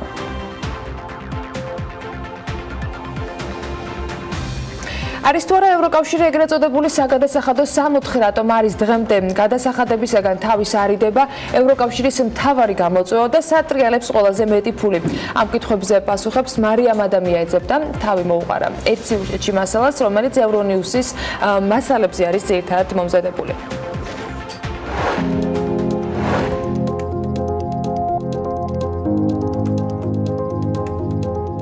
არის თუ არა ევროკავშირი ეგრეთ წოდებული საგადასახადო 64. საერთაშორისო ორგანიზაციის ოქსფამის მიხედვით არის და ყოველწლიურ ანგარიშში ამის გამო ევროკავშირს აკრიტიკებს კიდეც. ანგარიშში წერია, რომ კვიპროსი, ირლანდია, ლუქსემბურგი, მალტა და ნიდერლანდები იმ ქვეყნების შავ სიაშია შესაყვანი, რომლებსაც საგადასახადო თავშესაფრად მოიხსენიებენ, რადგან ტრანსნაციონალური კორპორაციების მოგების მესამედი სწორედ ევროპის ოფშორულ ადგილებზე მოდის. თუმცა კვიპროსის ფინანსთა მინისტრის თქმით ეს პარადოქსია, რადგან ქვეყანას არ შეუძლია იყოს ევროკავშირის წევრი და პარალელურად საგადასახადო თავშესაფრად მოიაზრებოდეს. ცხადია, ქვეყნებში საგადასახადო პოლიტიკა უნდა იყოს გამჭვირვალე. ინფორმაცია ხელმისაწვდომი, ყველა ხარვეზე აღმოფხრილი და შედეგად არ უნდა ეძლეოდეთ საშუალება ინვესტორებს თავი არიდონ გადასახადებს. თუმცა ეს ყველაფერი განსხვავდება რეალობისგან. გადასახადების გადახდისაგან თავის არიდება ევროკავშირში ერთ-ერთი ყველაზე დიდი პრობლემაა. ამასთან ახლავს ოქროს პასპორტის სქემაც, ანუ როდესაც ქვეყანა გარკვეული პირობების შესრულების სანაცვლოდ მოქალაქეობას ყიდის. კვიპროსი არ არის ერთადერთი ქვეყანა, რომელიც დოკუმენტებს ცნობილ ოლიგარქებზე ყიდის. პირადად მე ევროკავშირში შემავალი არც ერთი სახელმწიფო არ ვიცი, რომელიც ამას არ აკეთებს. ამ პროცესებში მთავარი კი არის კონტროლი, რაც ჩვენ ძალიან კარგი გვაქვს. რაც შეეხება მსოფლიოს უმსხვილესი ოფშორების რეიტინგს, ლიდერი შვეიცარიაა, რომელიც უცხოურ კაპიტალს უპირველეს ყოვლისა საბანკო საიდუმლოების წყალობით იზიდავს. საბანკო სექტორი ქვეყნის მთლიანი შიდა პროდუქტის 9%-ს შეადგენს. ოფშორული კაპიტალი კი ჯამში 2,3 ტრილიონი ამერიკული დოლარია. სიაში ევროპის კიდევ ერთი უმდიდრესი ქვეყანა ლუქსემბურგია, სადაც ხელსაყრელი პირობებისა და ოფშორული ზონის გამო მსოფლიოში ყველაზე მეტი, ანუ დაახლოებით 1000-ზე მეტი საინვესტიციო ფონდი და 200-ზე მეტი ბანკია განთავსებული. ლუქსემბურგში ოფშორული კაპიტალი 0,3 ტრილიონი ამერიკული დოლარია. დიდი ბრიტანეთი ოფშორული ქვეყანა არ არის, თუმცა ეროვნული კანონმდებლობა უზრუნველყოფს კორპორატიული და საგადასახადო დაგეგმარების მოსახერხებელ ინსტრუმენტებს. ამიტომაც ბრიტანეთში კომპანიის დარეგისტრირება ხელს უწყობს ბიზნესის ეფექტიანობას გადასახადების თვალსაზრისით. ოფშორული კაპიტალი კი ქვეყანაში ჯამში 0,3 ტრილიონი ამერიკული დოლარია. 0,2 ტრილიონი დოლარის ოფშორული კაპიტალია მონაკოში, სადაც გარანტირებული საბანკო საიდუმლოებისა და დაბალი გადასახადების წყალობით მილიარდობით დოლარი გროვდება საზღვარგარეთიდან. ასეთია ევროკავშირში იმ ქვეყნების ჩამონათვალი, სადაც ყველაზე მეტი ფული ტრიალებს.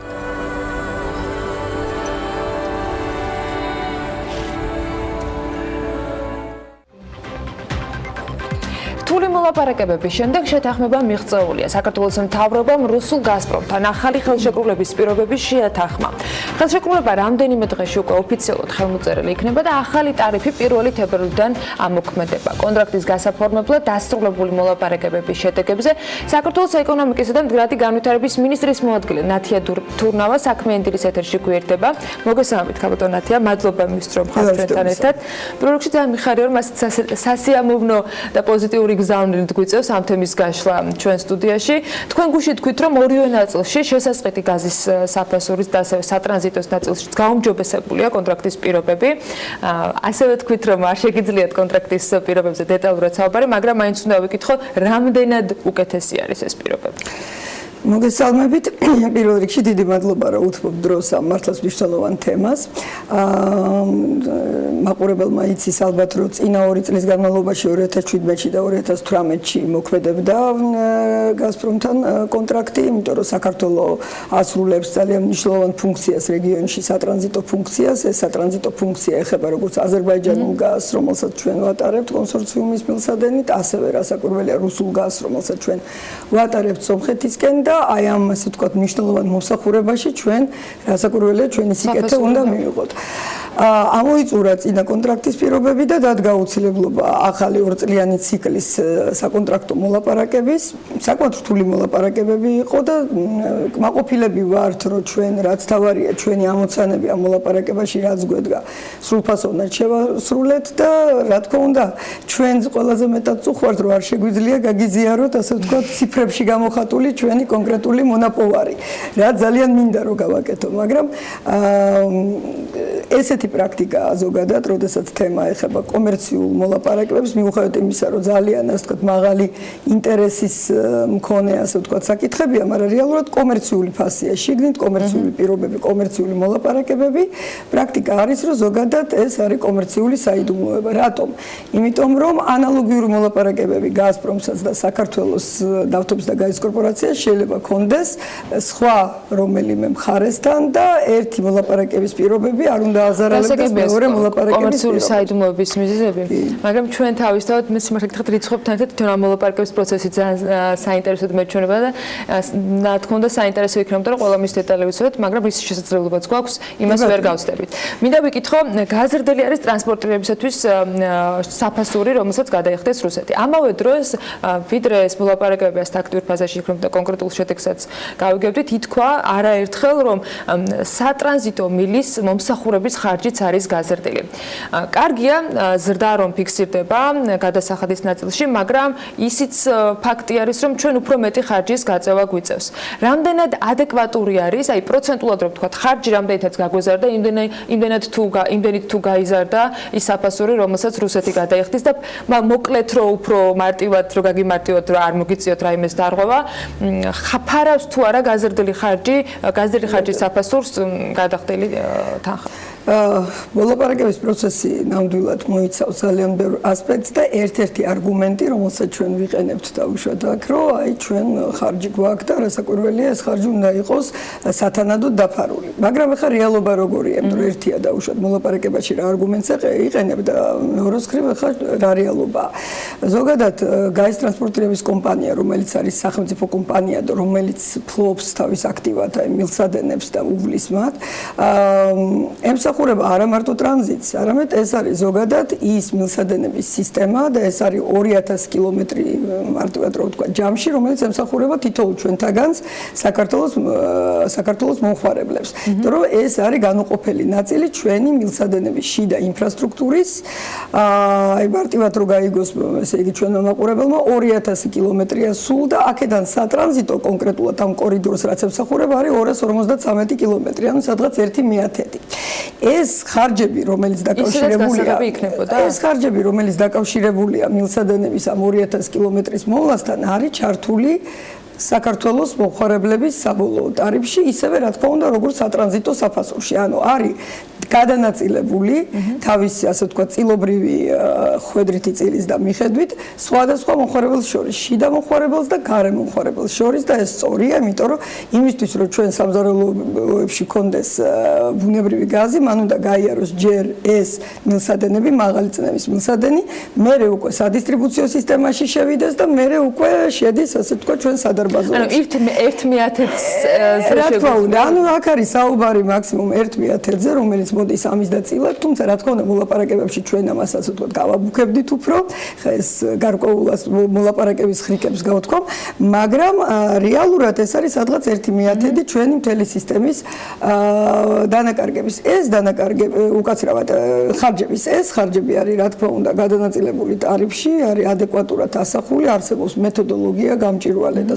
საკმაოდ ესეთი ევროპული სტანდარტის შესატყვისი მეთოდოლოგია, რომლითაც იგივე ჩვენი მარეგულირებელი სარგებლობს და როდესაც ადგენს სამოხარებლო ტარიფს, იქ აუცილებლად იყენებს გატარების ტარიფის ნაწილს, რომელიც აუცილებლად ასახავს ამ დანახარჯებს. იმასაც ვიტყვი, რომ გაზის ტრანსპორტირების კომპანია ფინანსურად საკმაოდ კარგი მდგრადი კომპანია, ზომიერი მოგება აქვს ყოველ წელს, სადღაც 11-12 მილიონი ლარის ზომიერი, იმიტომ რომ ეს არ უნდა აისახოს და დააწვეს ძალიან ტარიფს, მაგრამ საკმაოდ ისეთი მდგრადი კომპანია. აქედან გამომდინარე, მისი ყველა შემოსავალი ადეკვატურად ფარავს ხარჯებს. ეს ხარჯები წლიდან წლამდე სხვადასხვაა, მაგრამ ეხლა ამ ბოლო წლებში მცირდება გამომდინარე იქიდან, რომ საკმაოდ დიდი სამუშაო საინვესტიციო უკვე ჩატარდა, ეხლა ძირითადად რაღაც მიმდინარე სამუშაოები მიდის და ამას ფარავს. აქედან გამომდინარე ის, რასაც ჩვენ ვლაპარაკობთ, რომ ზრდა არის სატრანზიტო საფასურში, ეს არის ადეკვატური, ეს არის შემოსავალი, ეს შეემატება ძირითადად მოგებას ან ახალ საინვესტიციო პროგრამებს, რომლებსაც განახორციელებს გაზის ტრანსპორტირების კომპანია. არანაკლებ საინტერესო იყო მეორე მიმართულება, როცა ჩვენ როგორც თქვენ აღნიშნეთ, შეგვიძლია უკეთესი პირობით შევისყიდოთ გაზი რუსეთისაგან. აქ კიდევ ერთი საკითხი არის და ისე მოლაპარაკებებთან მინდა დავბრუნდე. თქვენ მოლაპარაკებთ, აქამდე კერძო კომპანიები რუსულ გაზს არ და ვერ ყიდულობდნენ. იყო თუ არა ეს ჩვენი მხრიდან დათმობა იმის სანაცვლოდ, რომ ახლა კერძო კომპანიებს შეეძლებათ რუსული გაზი იყიდონ, იმის სანაცვლოდ, რომ მათ ფასი შედარებით ნაკლები შემოგთავეს. ანუ რეალურად აქამდე თუ საერთოდ ვერ ყიდიდნენ, ახლა შეუძლიათ რომ რაღაც კონკრეტული, თქვათ, ფასით ქართული კერძო კომპანიებიც მოამარაგონ. და აქვე გკითხავთ, როგორ შეუძლიათ ამ არჩევანის გაკეთება ქართულ კომპანიებს, რომელი გაზი მოიხმარონ, ეს იქნება სოკარის თუ რუსული გაზი. თუ პირველ რიგში მინდა ვთქვა, რომ თუ კი საუბრობთ დათმობებზე, ამ მოლაპარაკების შედეგად ძირითადად ხედავთ, რომ დათმო გაზპრომმა. დათმო ერთი მიმართულებითაც რაც შეეხება ტრანზიტის საფასურს და დათმო მეორე მიმართულებითაც რაც შეეხება გაზის საფასურს. აქედან გამომდინარე ჩვენ რაიმე დათმობა კი არა, პირიქით ვფიქრობთ, რომ ძალიან წარმატებით და ძალიან შედეგიანად და ჩვენ სასარგებლოდ დავასრულეთ ეს მოლაპარაკება. მეორე რაც არათუ ასე ვთქვათ, არასოდეს არ დავთმობთ, ეს არის ჩვენი ამომავალი პრინციპი და ის იყო ბოლომდე დაცული, ეს არის ჩვენი ენერგეტიკული უსაფრთხოება. ამაზე გუშინაც ვისაუბრეთ და დღესაც მინდა ხაზგასმით თქვა, რა არის ეს ენერგეტიკული უსაფრთხოება და როგორ ხედავთ ჩვენ ამას. არსებობს ჩვენი ბაზრის უდიდესი ნაწილი სტრატეგიული მომხმარებელი, სტრატეგიული ნიშა ამ ბაზრის, ეს არის მომსახურება ჩვენი მოსახლეობის და ეს არის ჩვენი თბოსადგურები, რომლებიც აგენერირებს ელექტროენერგიას და ეს ორი მიმართულება, მოსახლეობა და ელექტროენერგია, არის სტრატეგიული უმნიშვნელოვანესი ჩვენი ენერგეტიკული დამოუკიდებლობისთვის და უსაფრთხოების. აი ეს ბაზრის ეს სტრატეგიული სეგმენტები სრულად იფარებოდა, იფარება და დაიფარება აზერბაიჯანული გაზით.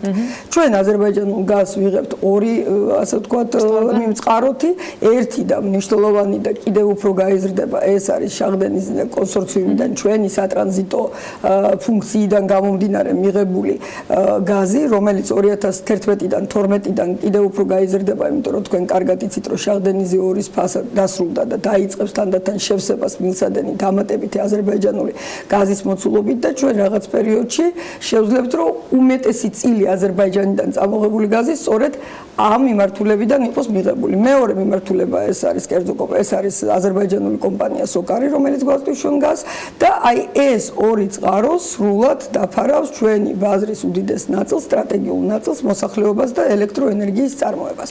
რჩება კიდევ ერთი ნაწილი, ეს არის ბიზნესი, კერძო ბიზნესი. ჩვენ ზოგადად ლიბერალიზაციის და კონკურენციის ხელშეწყობის პოლიტიკა გვაქვს ხა ენერგეტიკაში აღებული სამომავლო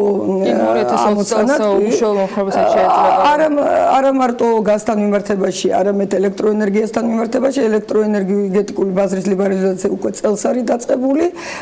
იგივე ვალდებულებები ევროკავშირთან აღებული გვაქვს გაზის სექტორთან მიმართებაში, მაგრამ ვერ იქნება რა თქმა უნდა სრულფასოვანი ეს კონკურენცია, ეს ლიბერალიზაცია, თუ კი არ იქნება გარკვეული ალტერნატივა კერძო ბიზნესს. ეს ალტერნატივა დღეს ჩნდება პირველ რიგში გამომდინარე იქიდან, რომ მოხერხდა რუსული გაზის ფასის შემცირება. ეს არის ალტერნატივა. ჩვენ არ მოველით, რომ დაუშვათ უმეტესობა ბიზნესის მაინც და მაინც გადაერთვება რუსულ გაზზე, ამას დაარეგულირებს კონკურენტული ბაზარი. რატომ არ მოველით? და იმიტომ რომ აზერბაიჯანული გაზი და მისი მომწოდებელი ასევე ძალიან კონკურენტული კონკურენტული კომპანია და აქვს საშუალება რომ აქ მას იქნება საშუალება რომ ასევე ეს კონკურენცია ასე ვთქვათ ღირსეულად შევიდეს ამ კონკურენციაში და არ დათმოს თავის მოხარებელი და ჩვენი თვითმიზანი ის კი არა რომ მაინც და მაინც რუსული გაზი კერძო სექტორმა შეისყიდოს. ჩვენი მიზანი არის რომ კონკურენცია შეუწყოთ. შესაძლოა უჩნდებათ, მაგრამ მაშინ კითხავთ, ეს ხომ გასათქმელი ამბავი იქნება ხა, როცა კომპანიას შეუძლია არჩევანი გააკეთოს ორ ფასს შორის, რომელი გაზი იყიდოს. როგორი არის ეს ფასები, ანუ აზერბაიჯანული გაზი რა უჯდება კომპანიას და რუსული გაზი რა დაუჯდება? ხო, ნუ რთულია ესეთი შედარება, ასე ვთქვათ, ვარშს ვერ ვადარებთ, იმიტომ რომ საბოლოო მოხარებლის ფასი ბევრ ფაქტორზეა დამოკიდებული და ეს არის დერეგულირებული ფასი და დღეს მიმწოდებელს სრული უფლება აქვს ერთ კომპანიას ერთი ფასი დაუდგინოს, მეორეს მეორე. ეხლა რაც შეეხება თუ როგორი გზით მოხდება, ასე ვთქვათ, ეს კონკურენცია, ჩვენ ესეთი მოსაზრება გვაქვს და ეს არის ძალიან ისეთი ცივილიზებული საბაზრო ევროპული პრაქტიკა, რომ გარკვეული მოცულობის გაზი აუქციონით შევთავაზოთ კერძო მომხმარებელს. ისევ ამბობ, რომ საუბარია კერძო ბიზნესებზე, იქნება ეს დაუშვათ მეტალურგია, რომლისთვისაც ძალიან მნიშვნელოვანია გაზის ფასი და მის კონკურენტუნარიანობას რეგიონში განაპირობებს, იქნება ეს მცირე ბიზნესი და დაუშვათ საცხობები, ეს რაც ჩვენთვის არის უკვე ძალიან მნიშვნელოვანი მომხმარებლებისთვის, იქნება ეს გაზ-გასამართი სადგურები, ვისაც გაზი არის მთავარი არსებობი, ასებითი, ასე ვთქვათ, მათი ბიზნესის წყარო, ყველას იქნება საშუალება, მხოლოდ საბოლოო მომხმარებელს, არა საბითუბო მომხმარებელს, რომ აი აუქციონის გზით გარკვეული მოცულობა გაზ შევთავაზებთ და შეიძინოს.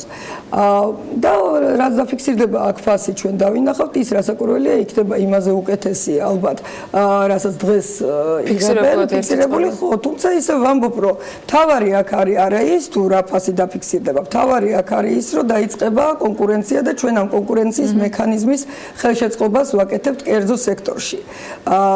რასაკვირველია, საბოლოო შედეგი კონკურენციის ყოველთვის არის მოხარებლის რაღაცა, ასე ვთქვათ, სიკეთე და მოხარებლისთვის უპირატესობა იმაში გამოიხატება, რომ ფასი შეიძლება ნაკლები დანახარჯი ბიზნესისთვის ამ კონკრეტულ რა თქმა უნდა და ნაკლები ფასი უფრო მიმზიდველი. თუმცა ეს დარწმუნებული ვარ, რომ სკეპტიკოსებს და ოპონენტებს მაინც გაუჩნდებათ კითხვა, რის ხარჯზე მოახერხა და მოახერხეთ თქვენ უშუალოდ მოლაპარაკებებში ჩართულმა ნათიათურნავამ, რომ ის შედეგი მიგეღოთ, რაც მიიღეთ ახლა და რატომ ვერ მოხერხდა 2 წლის წინ იგივე, ვთქვათ, შედეგის მიღება. თქვენ ისაუბრეთ გუშინ პრესკონფერენციაზე, რომ საერთაშორისო ბაზარზე არსებობმა ფასებამ მნიშვნელოვანი გავლენა იქონია. ეს იყო ერთადერთი მიზეზი? პირველ რიგში მინდა ვთქვა, რომ არასწორია იმის თქმა, რომ 2 წლის წინ ვერ მოხერხდა რაღაცის გაკეთება. 2 წლის წინ ცალსახად მაქსიმუმი გააკეთა მომლაპარაკებელმა გუნდმა, რომ იმ დროისთვის არსებულ ვითარებაში, იმ დროისთვის არსებულ კონიუნქტურაში მიეღწიათ მაქსიმუმი. მაშინაც ახლა მე ციფრებს ვერ ვასახელებ ვერც მაშინდელზე და ვერც ახლანდელზე, მაგრამ შემიძლია ვთქვა, ის ფასი, რაც იყო მოლაპარაკებული, საბაზრო ფასთან, მსოფლიო საბაზრო ფასთან შედარებით იყო უკეთესი. უბრალოდ იმ დროისთვის მაინც სოფლიო ნავთობის სოფლიო ფასების კონიუნქტურა არ იძლეოდა საშუალებას, რომ კიდევ უფრო დაუშვათ მეტი დათმობის დატყოფნა ქონოდა გაზპრომს. ეს არის და ეს, რომ დღეს ჩვენ ვისარგებლეთ იმ კონიუნქტურით, რომ დაღმასვლა არის გარკვეული ნავთობის ფასებში, ეს მე ტრანსლირდება გაზის ფასებში და აი ამის ხარჯზე მოხდა ძირითადად რასაც ასე ვთქვათ, უკეთესი პირობების წამოღება. აქედან გამომდინარე იმ მომენტისთვისაც იყო საკმაოდ კარგი პირობები, რაც შეიძლება იმ მომენტისთვის ყოფილიყო, მაგრამ შემდეგ შეიცვალა ნავთობის ფასები და ჩვენ ახლა გარკვეულ გაუმჯობესებას მივახციეთ. გარდა მაგისა, იმ მომენტისთვის დაემთხვა, ასე ვთქვათ, ის მოლაპარაკები იმ პერიოდს, როდესაც გაზპრომმა ყველა სახელმწიფოსთან, სადაც კი ახორციელებს საკუთარი გაზის ტრანზიტს, შეცვალა პრინციპი. გადავიდა, ასე ვთქვათ, მონეტარულ პრინციპზე, უარყო ნატურით გადახდის პრინციპი და აი ამ თემამ გადაფარა აი ამ თემამ ძირითადად გადაფარა ყველა სხვა მიღწევა, რაც იმ დროინდელმა გუნდმა შეძლო და მოიტანა და მიაღწია ნამდვილად ძალიან ისეთი სკრუპულოზური და დეტალური მოლაპარაკების შედეგად. მე ამაზეც მინდა ვთქვა, ამაზეც არის ხოლმე ხშირად შეკითხვები, რომ უკვე აი რამოდენიმე წელია გაზპრომი ცალსახად მხოლოდ მონეტარული გზით ანაზღაურებას ეწევა ტრანზიტორ ქვეყნებში. ამ ტრანზიტორ ქვეყნებს შორის არის მისდამი ძალიან ლოიალური ქვეყნები, ასე ვთქვათ, მეგობრული ქვეყნები რუსეთის მიმართ და ამ ქვეყნებსაც კი არა აქვთ რამე გამონაკლისი და რაიმე განსხვავებული მიდგომა გაზპრომის მხრიდან, ეს არის ზოგადი პრაქტიკა, ეს ზოგადი მათი მიდგომა და რასაკვირველია მოლოდინი იმისა, რომ საქართველოს ეხლა აღუდგებოდა ეს ნატურით გადახდა და რატომღაც განსხვავებულს და განსაკუთრებით შეღავათიან პირობებს შესთავაზებდა გაზპრომი რუსული სახელმწიფო კომპანია, ეს არის რბილად რომ ვთქვათ, მე ამიტობა ამაზე საუბარიც ზედმეტი. აი მაშინ უნდა დაგბადებოდა თქვენ შეკითხვა, რის სანაცვლოდ ხდება ეს. თავარია რომ ჩვენ თავარი პრინციპი დავიცავით, გავატარეთ და არასოდეს არ დავთვალოთ, ეს არის ჩვენი ენერგეტიკული დამოუკიდებლობა. ენერგეტიკული დამოუკიდებლობა სწორედ იმაში გამოიხატება, რომ ჩვენი საკუთარი სატრანზიტო აზერბაიჯანული გაზის რესურსი გვაქვს ამ მომავალი იმისთვის, რომ მოსახლეობას და ელექტროენერგიას არაფერი მიაკლდეს. მადლობა თქვენებსაც რომ იყავით დილიდან ჩვენთან ერთად საქმიანი დილის სტუდიაში. მადლობა ამ ინფორმაციისათვის, რომელიც გაგვიზიარეთ. ნათია თურნავას ეკონომიკის და მდგრადი განვითარების მინისტრის მოადგილეს მასპინძლობდით საქმიანი დილის ეთერში. კიდევ ერთ თემაზე უნდა შევაჩეროთ თქვენი ყურადღება, ვიდრე შემდეგი სარეკლამო ბლოკი იქნება. Georgian Airways შეუძლია ქუთაისის აეროპორტიდან იფრინოს. ასეთი იყო გუშინ ბოლო განცხადება, რომელიც საავიაციო სფეროში გავითარებულ პროცესებს თან სდევდა. იქამდე ავიაკომპანია Georgian Airways-ის დამფუძნებელმა ტავ ჯორჯიას და სახელმწიფოს შორის დადებული ხელშეკრულების გასაჯაროება ითხოვა. თამაზ გაიაშვილს ხელშეკრულებას კრიმინალური უწოდა და ის მიიჩნევს, რომ გადასახედია. გაიაშვილის შეფასებით მისი ოპერირების ქვეშ არსებულ აეროპორტში ტავ ჯორჯია საკმაოდ მაღალ ტარიფებს აწესებს. მოდით გადავხედოთ გუში გავითარებულ პროცესებს და დავას, რომელიც ტავსა და Georgian Airways შორის ამ დროისათვის მედიისათვის გახდა ცნობილი. ის საიდუმლო ხელშეკრულება, რომელიც დადებულია და საზოგადოებას აჩვენოთ თუ რა ხელშეკრულება დადო წინამთავრობამ. ასე ქართული ავიაკომპანიის Georgian Airways-ის დამფუძნებელი სახელმწიფოსა და ტავ ჯორჯიას შორის გაფორმებული ხელშეკრულების გასაჯაროებასა და მის გადახედვას ითხოვს. ტავ ჯორჯია თბილისის აეროპორტს 2005 წლიდან მართავს და ხელშეკრულების პირობებით 2027 წლამდე აქვს აქ ოპერირების უფლება.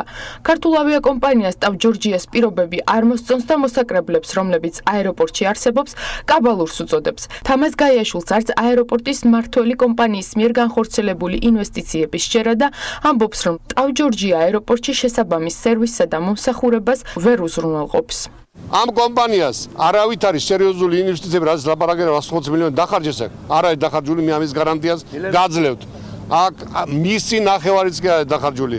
სავალალო მდგომარეობაშია სადგომი თვითონავი სადგომები, დასაფრენის ზოლი, თლიანად აეროპორტში დაგერებულია ბებიას ნიფხავივით. თამაზ გაიაშვილმა და Georgian Airways-ის თანამშრომლებმა დღეს თბილისის აეროპორტთან გამაფრთხილებელი აქცია გამართეს. მათი თქმით, ტაურბან საქართველო მათ არარეალური ვალების გამო ფრენის შეზღუდვით ემუქრება. მიზეზი კი 9 მილიონ ლარიანი დავალიანებაა, რომელიც ქართულ ავიაკომპანიას ტავ ჯორჯიას იმართებს. მე ვეძახი ამ მოსახლეობის ხარკს ახდევინებენ ქართული მოსახლეობას. ავიაკომპანიის ხელმძღვანელი უარს აცხადებს 9 მილიონ ლარიანი დავალიანების დაფარვაზე და ამბობს, რომ ისინი აეროპორტის მმართველს უხდიან იმდენს, რა ხარისხის მომსახურებასაც მათგან იღებენ. მე გარუცხადე ტავ ჯორჯია საქართველოს, რომ არ იქნება გადახდილი იქიდან გამომდინარე, რომ ეს არ არის მიზნობრივი და არ არის ეს სამართლიანი მოთხოვნა. თავად ტავ ურბან ჯორჯიაში კი აცხადებენ, რომ თამაზ გაიაშვილს არ მოსწონს მოსაკრებლის მოცულობა, რომლის გადახდასაც გასული წლის ზაფხულში ახალი ხელშეკრულების გაფორმებისაც თავად დათანხმდა. მთავარ კითხვაზე გაჩერდება თუ არა Georgian Airways-ის ფრენები დავალიანების გამო, ტავ ჯორჯიაში აცხადებენ, რომ ფრენების შეზღუდვას არ აპირებენ და დავას სასამართლოში გააგრძელებენ. 2018 წლის ივლისიდან Georgian Airways-მა შეწყვიტა გადახდა. ფაქტიურად ბოლო 3 თვის განმავლობაში გადაიხადა მხოლოდ 50% მომსახურების, ხოლო ის თვეები ივლისი, აგვისტო, სექტემბერი, ოქტომბერი, ნოემბერი, დეკემბერი ფაქტიურად არ იხდიდა. ამ პერიოდის განმავლობაში ფრენები არ გაჩერდება, ჩვენ მივმართავთ სამართლებრივად. ქართული ავიაკომპანია პროცესებში სახელმწიფოს ჩართვას ითხოვს. პრემიერ-მინისტრის თქმით კი მხარეებს შორის დავით ეკონომიკის სამინისტრო დაინტერესდება. ეს არის დავა ორ კერძო კომპანიას შორის, მაგრამ ბუნებრივია საქმე ეხება ძალიან სენსიტიურ სექტორს. შესაბამისად იცით, რომ ეკონომიკის სამინისტრო ფარავს სწორედ ამ სექტორს და ისინი იქნებიან აქტიურად ჩართულები ამ საკითხში. ქართული ავიაკომპანია მთავრობას სხვა სახის მხარდასჭერასაც თხოვს და სახელმწიფოს მხრიდან ავიაკომპანია ვიზი არის ხელშეწყობითაც უკმაყოფილოა. რა ფორმით ჩაერთვება პროცესში სახელმწიფო უცნობია, თუმცა მხარეებს დიდი ალბათობით მაინც სასამართლოს გზით მოუწევთ წასვლა. ამინდის პროგნოზის სპონსორია სადაზღვევო კომპანია უნისონი. თავისუფალი დაზღვევა თქვენი სიმშვიდისათვის.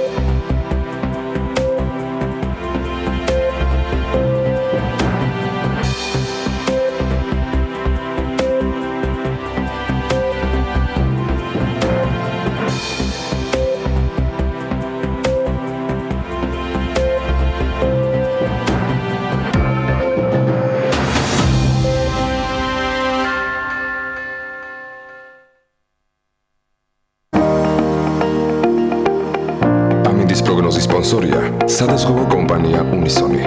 თავისუფალი დაზღვევა თქვენი სიმშვიდისათვის.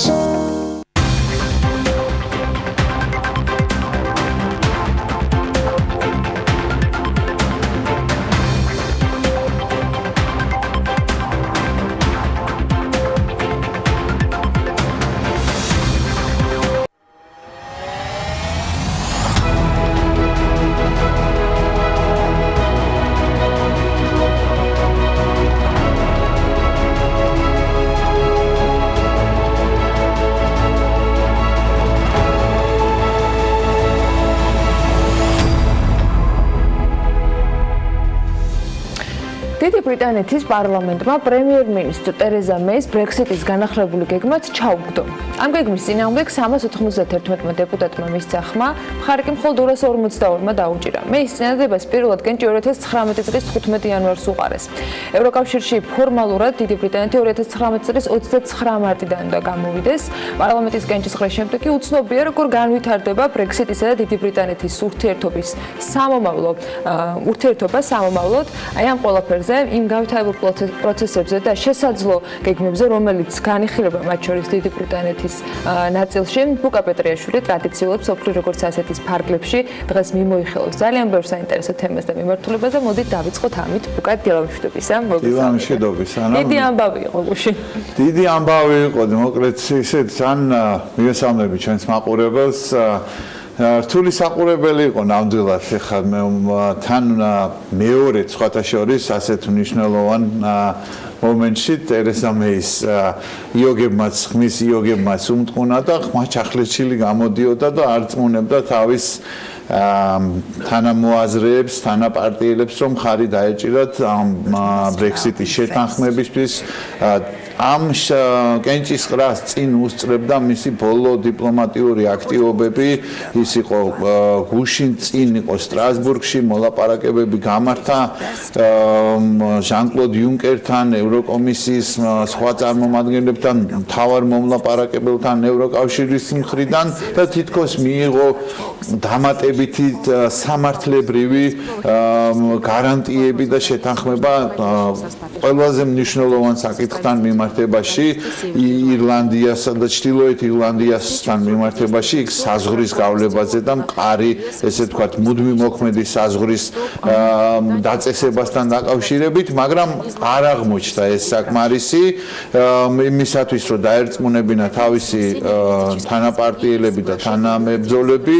ამას კიდევ ისიც დაემატა, რომ მისი ესე ვთქვათ გენერალური პროკურორიც გამოვიდა მისი თანაგუნდელი გამოვიდა და მან ასევე დაადასტურა რომ ეს იქნება სირთულე მომავალში და არავით არის სამართლებრივი გარანტია იმისა რომ ეს სივრცე შენარჩუნდება და დროებითი იქნება ეს ჩრდილოეთ ირლანდიასთან საზღვარი არავით არის გარანტია არ არსებობს და ამით კიდე უფრო მეტად დაუმძიმა სიტუაცია დაამუქა სურათი რა თქმა უნდა თუმცა მიუხედავად ამისა გამოვიდოდა ბატონი კოქსი თუ არა მიუხედავად ამისა რეალურად წინასწარი განწყობები ცნობილი იყო გარკვეული განცხადებებიც კეთებოდა წინასწარი განწყობები ცნობილი იყო რომ არ ეწერა გუშინ ტერესა მეის გამარჯვების მოპოვება ეს არის უკვე მისი მეორე მარცხი ამ კენჭისყრის პირობებში აქ უნდა აღინიშნოს რომ ეხლა უკვე ტერესა მეისთან ერთად ბრიტანეთის პარლამენტიც დგება ძალიან სერიოზული დილემის წინაშე დრო რჩება ძალიან ცოტა 29 მარტამდე არის უკვე 16 დღე დარჩენილი რეალურად არჩევანიც ასევე არის ძალიან ცოტა დღეს ბრიტანეთის პარლამენტში ისევ გაიმართება კენჭისყრის პროცესი და ეს კონკრეტულად მიეძღვნება მას აწყობს თუ არა მხარს უჭერენ თუ არა ბრიტანელი კანონმდებლები ყოველგვარი შეთანხმების გარეშე დიდი ბრიტანეთის ევროკავშირიდან გასვლას ეს შეთანხმების გარეშე დიდი ბრიტანეთის ევროკავშირიდან გასვლა არის აპოკალიფსი როგორც დიდი ბრიტანეთისთვის ისე ევროკავშირისთვისაც ეს არის საკუთრებით რომლებიც ამას გულისხმობს პირველ რიგში რომ ბიზნესებისთვის მოქალაქეებისთვის ესე ვთქვათ მიმოსვლასთან დაკავშირებით სერვისების მიმოსვლასთან ფინანსების მიმოსვლასთან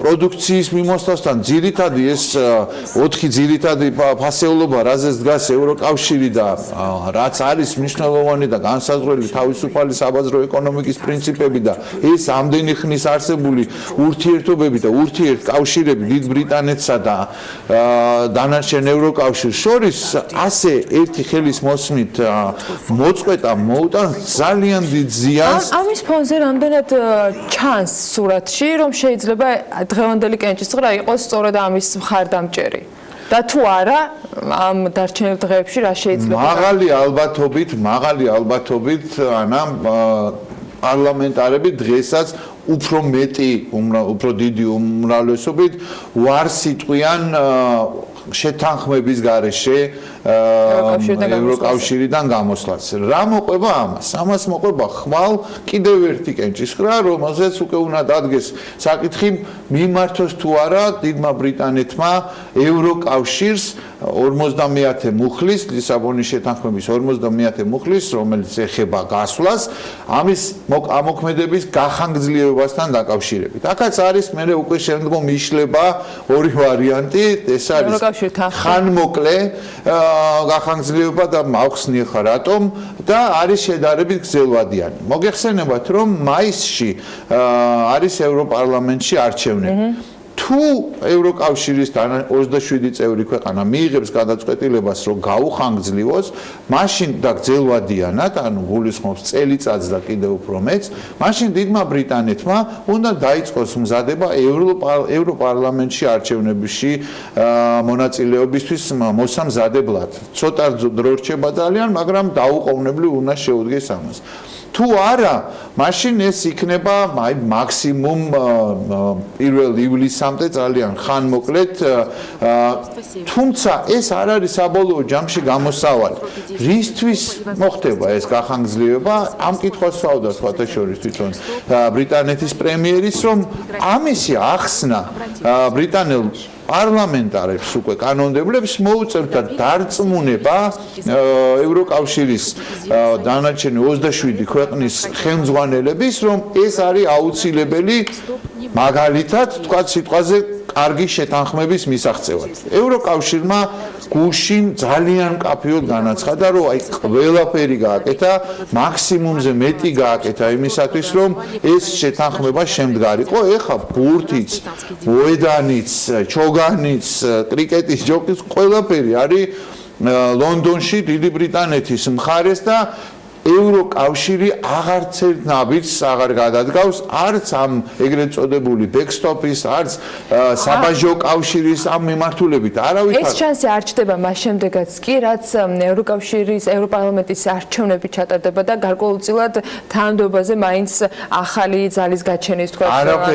არაფერი მაგ შემთხვევაში არ შეიცვლება რეალურად მანდატს ძალთა ბალანსი შენარჩუნდება ძალთა ბალანსი შენარჩუნდება მემარჯვენე პარტიების სასარგებლოდ იქნება იქ რადიკალური ნაციონალისტური ჯგუფების და მაგრამ არა იმდენად რომ ძალთა ბალანსი შეიცვალოს და თავდაყირა დადგეს.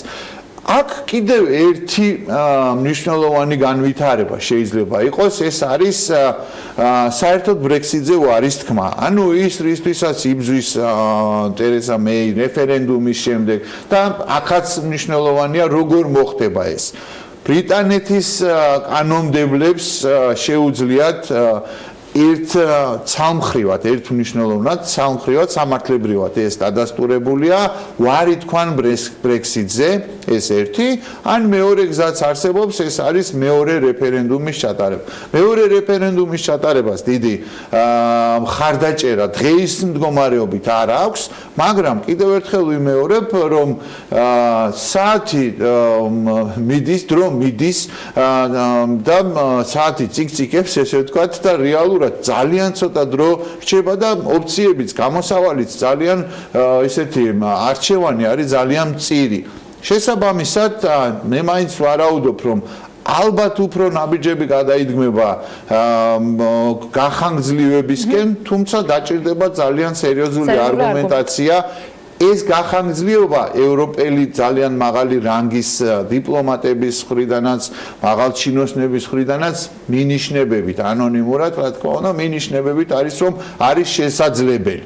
და რაღაცა ერთგვარი ამოსუნთქვა არის, ოღონდ ძალიან ისეთი კონკრეტული პერიოდი და კონკრეტული ვადი. წინააღმდეგ კიდევ ერთხელ ვიმეორებ, შეთანხმება, რომელიც მიღწეულია ევროკავშირთან, აღარ გადაიხედება ევროკავშირმა ყველაფერი გააკეთა თავის მხრივ. არაერთხელ ხაზგასმით გუშინ ამ არჩევნების შემდეგაც, კენჭისყრის შემდეგაც კი ეგრევე ეს განცხადებები გაკეთა ძალიან მაღალი დონიდან, დონალდ ტუსკის მხრიდანაც გაკეთა, მიშელ ბარნიე ევროკავშირის მხრიდან, მომლაპარაკებლის მხრიდანაც გაკეთა, რომ ეს ყველაფერი ეხლა არის ლონდონის ხელში, ჩვენი მხრიდან გაკეთა ყველაფერი მაქსიმუმი, იმაზე მეტი რაც შეიძლება.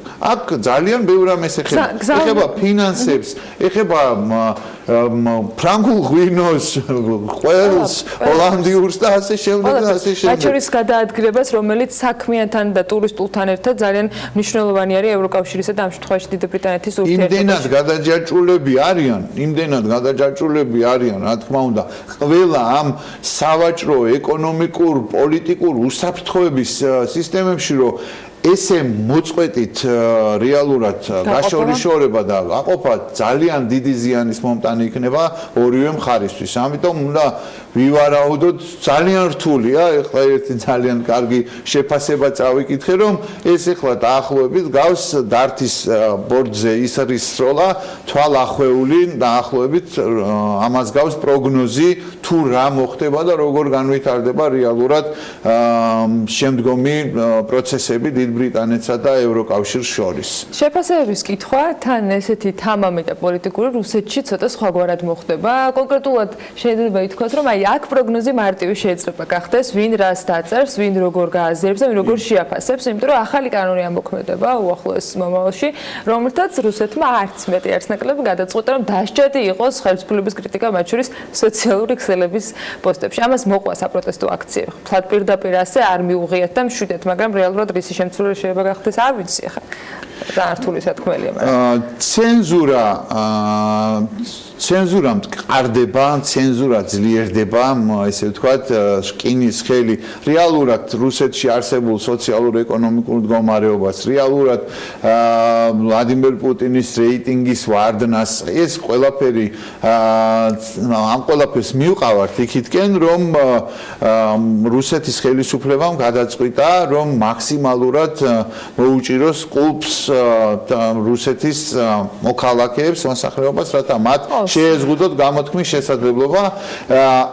ის კანონპროექტი, რომელზეც შენი საუბრი, ანა, ეს არის ერთი ნაწილი, ძალიან მნიშვნელოვანი, ძალიან დამაზიანებელი რუსეთისთვის. აქ არის ძალიან საინტერესო მომენტები, რომ ოფიციალურად დარეგისტრირებულ საინფორმაციო უწყებებს, სააგენტოებს ფაქტიურად იგულისხმება სახელმწიფო სააგენტოებს ეგრეთ წოდებული fake news-ის გაპარვის შემთხვევაში მიეცემათ ამ news-ის გამოსწორების შესაძლებლობა და ისინი არ დაიჯებიან კანონის თელი სიმკაცრით, განსხვავებით მოქალაქეებისგან, განსხვავებით არასამთავრობო ორგანიზაციებისგან, განსხვავებით ყველა განსხვავებულად მოაზროვნე ადამიანებისგან, რომელიც სიმართლეს გააზიარებს, თქვათ, იგივე ინტერნეტში. აქვე ასევე იგრძალება ხელისუფლების მიმართ შეურაცხყოფელი გამონათქვამები და კანონით დაიჯება ეს გამონათქვამები. ამის შემდგომი განვითარება უკვე ესეთი გვირგვინი ამ ცენზურის, ესე ვთქვათ, დაკანონების და საბჭოთა კავშირში დაბრუნების იყო ინტერნეტის, რუსული ინტერნეტის გლობალური ქსელიდან გამორთვის შესახებ კანონპროექტი. მე გულწრფელად გეტყვით, რომ სულ მაინც რაღაც მეგონა, რომ ეს რაღაცა უფრო ამ პროპაგანდის მორევში ეს რაღაცა ეს არის ინფორმაცია, რომელიც საბოლოო ჯამში ასეთ სახეს და ალტერნატიული რეალობა იქნება. არ მიიღებს, მაგრამ რუნეტი დამოუკიდებელი მომხმარებლებით ჩებურაშკასაც მოიხსენიებენ და ჩებუნეთს უძახიან უკვე ამ რუნეტს შეიძლება გამოეთიშოს მსოფლიოს. არგუმენტი სენატორების, რომლებმაც შეიტანეს კლიშასი, ლუგოვოი, რომლებმაც შეიტანეს ეს კანონპროექტი ფედერაციის საბჭოში არის ცინიზმის, ესე ვთქვათ, ქვას ხეთქავს, ეს არის სამამულო ინტერნეტის დაცვა წლების განმავლობაში დაგეგმილი ჰაკერული თავდასხმებისგან, რომელსაც ამზადებს ესე ვთქვათ დასავლეთი კაპიტალისტები და ასე შემდეგ. ამ დროს დღეს გამოქვეყნდა სხვათა შორის ესტონეთის სადაზვერვო სამსახურის ანგარიში, რომ მთელი სვლით მიმდინარეობს მზადება ევროპარლამენტის მაისის არჩევნებში რუსეთის მხრიდან შესაძლო ჩარევისთვის, რომ ნაციონალისტურ პოპულისტურმა ძალებმა უფრო მეტი ადგილები მოიპოვონ. უფრო მეტიც ამ კანონპროექტის, ესე ვთქვათ, პირველი განხილვით მიღების შემდეგ და აქ არის ერთი კიდევ მნიშვნელოვანი ელემენტი, რაც არის განუყოფელი ნაწილი რუსეთთან ყველაფერი დაკავშირებული, ეს არის რომ ამ რუნეტის ინდივიდუალიზაციისთვის გამოყოფილი იქნება ათეულობით მილიარდი რუბლი. არის საფუძვლიანი ეჭვი, მე მინდა ხაზგასმით აღვნიშნო, რომ საფუძვლიანი და ეს არ არის ჩემი მოსაზრება და მხოლოდ ჩემი აზრი, რომ ამ ათობით მილიარდი რუბლიდან ძალიან ბევრი ათობით მილიარდი რუბლი წავა არა მიზნობრივად, არა დანიშნულების სამეფო. თუმცა დროს არ კარგავს რუსეთის თავდაცვის სამინისტრო, შოიგუმ რუსეთის თავდაცვის მინისტრმა უკვე მიიღო გადაწყვეტილება რუსეთის თავდაცვის სამინისტრომ გაცა განკარგულება არქტიკის, ესე ვთქვათ, არქტიკაზე უნდა გადაჭიმონ ოპტიკურ ბოჭკოვანი კაბელი, რომელიც არ იქნება მიერთებული მსოფლიოს არც ერთ დაკონტაქტებული არც ერთ ინტერნეტო საშუალებასთან, ესე ვთქვათ, და იქნება მხოლოდ ინდივიდუალურად მიმული და ინფორმაცია შეინახება რუსეთის თავდაცვის სამინისტროს სერვერებზე. ეს არის პირველი ნაბიჯი, შოიგუ ამ საქმეში პიონერია, ნამდვილად პირველი ნაბიჯი, რეალურად ისეთი პირი უჩანს, რომ ეს განხორციელდება. ეს რეალობა სრული სერიოზულობით მიდის, სრული სვლით მიდის ამ მიმართულებით მუშაობა.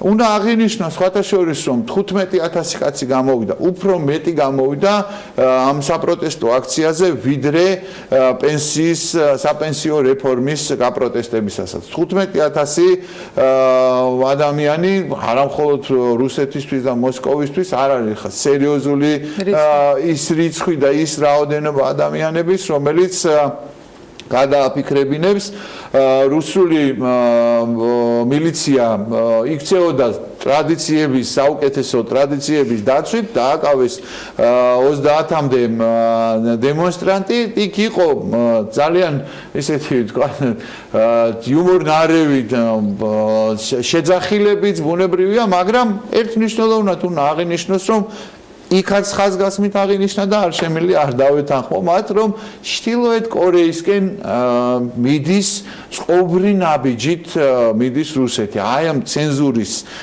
კანონების, ცენზურის განმტკიცების და ეხლა ბოლოს ხო ცოტა უფრო აგრესიულად საერთაშორისო ასპარეზისკენ. რა თქმა უნდა, აქტიურად აგრძელებს ვენესუელაში საკუთარი ინტერესების რაღაცა შორიდან და ახლიდან მართვის პროცესს, სადაც საკმაოდ დაძაბული არის ვითარება. ვენესუელასთან მიმართებაში ზუსტად რუსეთთან კონტექსტში ამერიკის შეერთებული შტატების სახელმწიფო მდივანმა მაიკ პომპეომ გააკრიტიკა რუსეთი, რომ რუსეთი ხელს უწყობს ამერიკული სანქციების გვერდის ავლით ვენესუელური ნავთობის შეძენას. კონკრეტულად ეს კრიტიკა ეხებოდა როსნეფტს, რომლის ხელმძღვანელი იგორ სეჩინი არის განუყრელი, ესე ვთქვათ, მარჯვენა ხელია ნამდვილად ერთ-ერთი შტოარი მნიშვნელოვანი ძალიან პუტინის იერარქიაში და სახელმწიფო ვერტიკალში.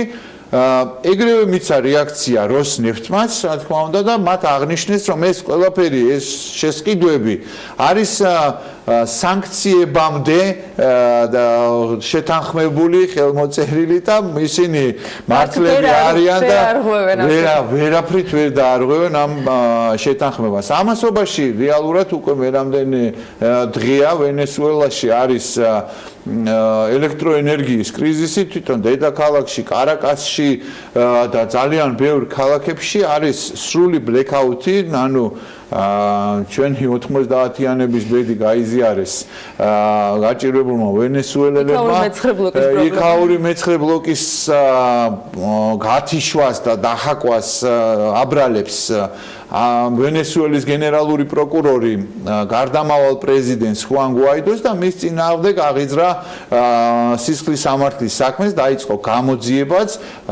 მადურო უფრო შორს წავიდა და ამერიკის შეერთებულ შტატებს ადანაშაულებს ამ შუქის, ესე ვთქვათ, ელექტრიფიკაციის გათიშვაში და იძახის, რომ ვენესუელა მაინც გაუძლებს ამ კრიზისს, თუმცა ქუჩაში და ვენესუელაში უშუალოდ მდგომარეობა ყოველდღე დღითი დღე უფრო მძიმდება, უფრო უარესდება, იმიტომ რომ უშუქობის პირობებში, ისედაც ძალიან მძიმე ეკონომიკური მდგომარეობის პირობებში რეალურად იზრდება ეგ ძარცვები, მკვლელობები, ადამიანებს ელემენტარულად მართლაც გადარჩენის საკითხი ამოძრავებთ, დღის წესრიგი ამოძრავებთ და რამდენად და სადამდე გაგრძელდება ეს ყველაფერი.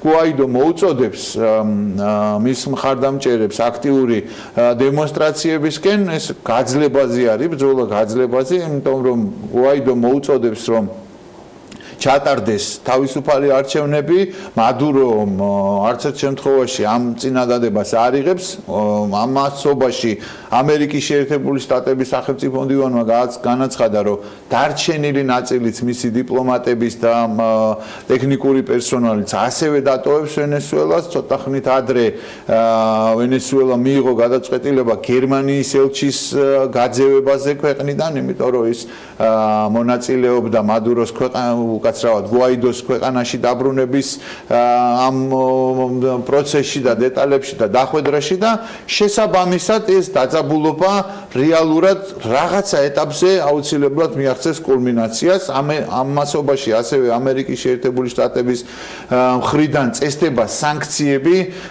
ვენესუელელი სამხედროების, მათი ოჯახების და ვენესუელის მაღალჩინოსნებთან მიმართებაში აქტიურ სამხედრო ჩარევასთან დაკავშირებით ჯერ არავითარი გადაწყვეტილება მიღებული არ არის, თუმცა ეროვნული უსაფრთხოების უშიშროების მრჩეველი დონალდ ტრამპის მრჩეველი ჯონ ბოლტონი არანაკლებ აქტიურია მის ბოსზე, ხელმძღვანელზე, ტვიტერზე. ის ფაქტიურად აი წუთობრივად და საათობრივად წერს გაფრთხილებებს ვენესუელის ხელისუფლების, სამხედროების და უსაფრთხოების სამსახურების მიმართ, რომ თუ კი რაიმე მოქმედება იქნება განხორციელებული ოპოზიციის ლიდერის გვაიდოს წინააღმდეგ, დაუყოვნებლივ იქნება ძალიან კაცრი და ძალიან ხისტი რეაგირება საერთაშორისო თანამეგობრობის მხრიდან. ეს არის ძალიან ისეთი ცხელი პროცესი, რომელსაც უნდა ვადევნოთ თვალყური აუცილებლად. მიუხედავად იმისა, ჩემს მეგობრებს მიმართ გადარდებთ თუ არა ვენესუელის პრობლემა უფრო მეტად თუ ბაგრატიონების ურთიერთობებში გარკვევა. და გამოუკლებელი დნმ-ით ვადებთ პირობას, რომ მათ შორის ვენესუელასთან დაკავშირებითაც რა თქმა უნდა, მსოფლიო როგორც ასეთი ალექს პეტრიაშვილთან ერთად მუდმივად საინტერესო სიახლეებს შემოგთავაზებთ საქმიანი დილის ეთერში. მადლობა ფუკა კიდევ ერთხელ საინტერესო მიმოხილვისათვის. მცირე სარეკლამო პაუზა გველოდება და რამდენიმე წუთში დაგიბრუნდებით.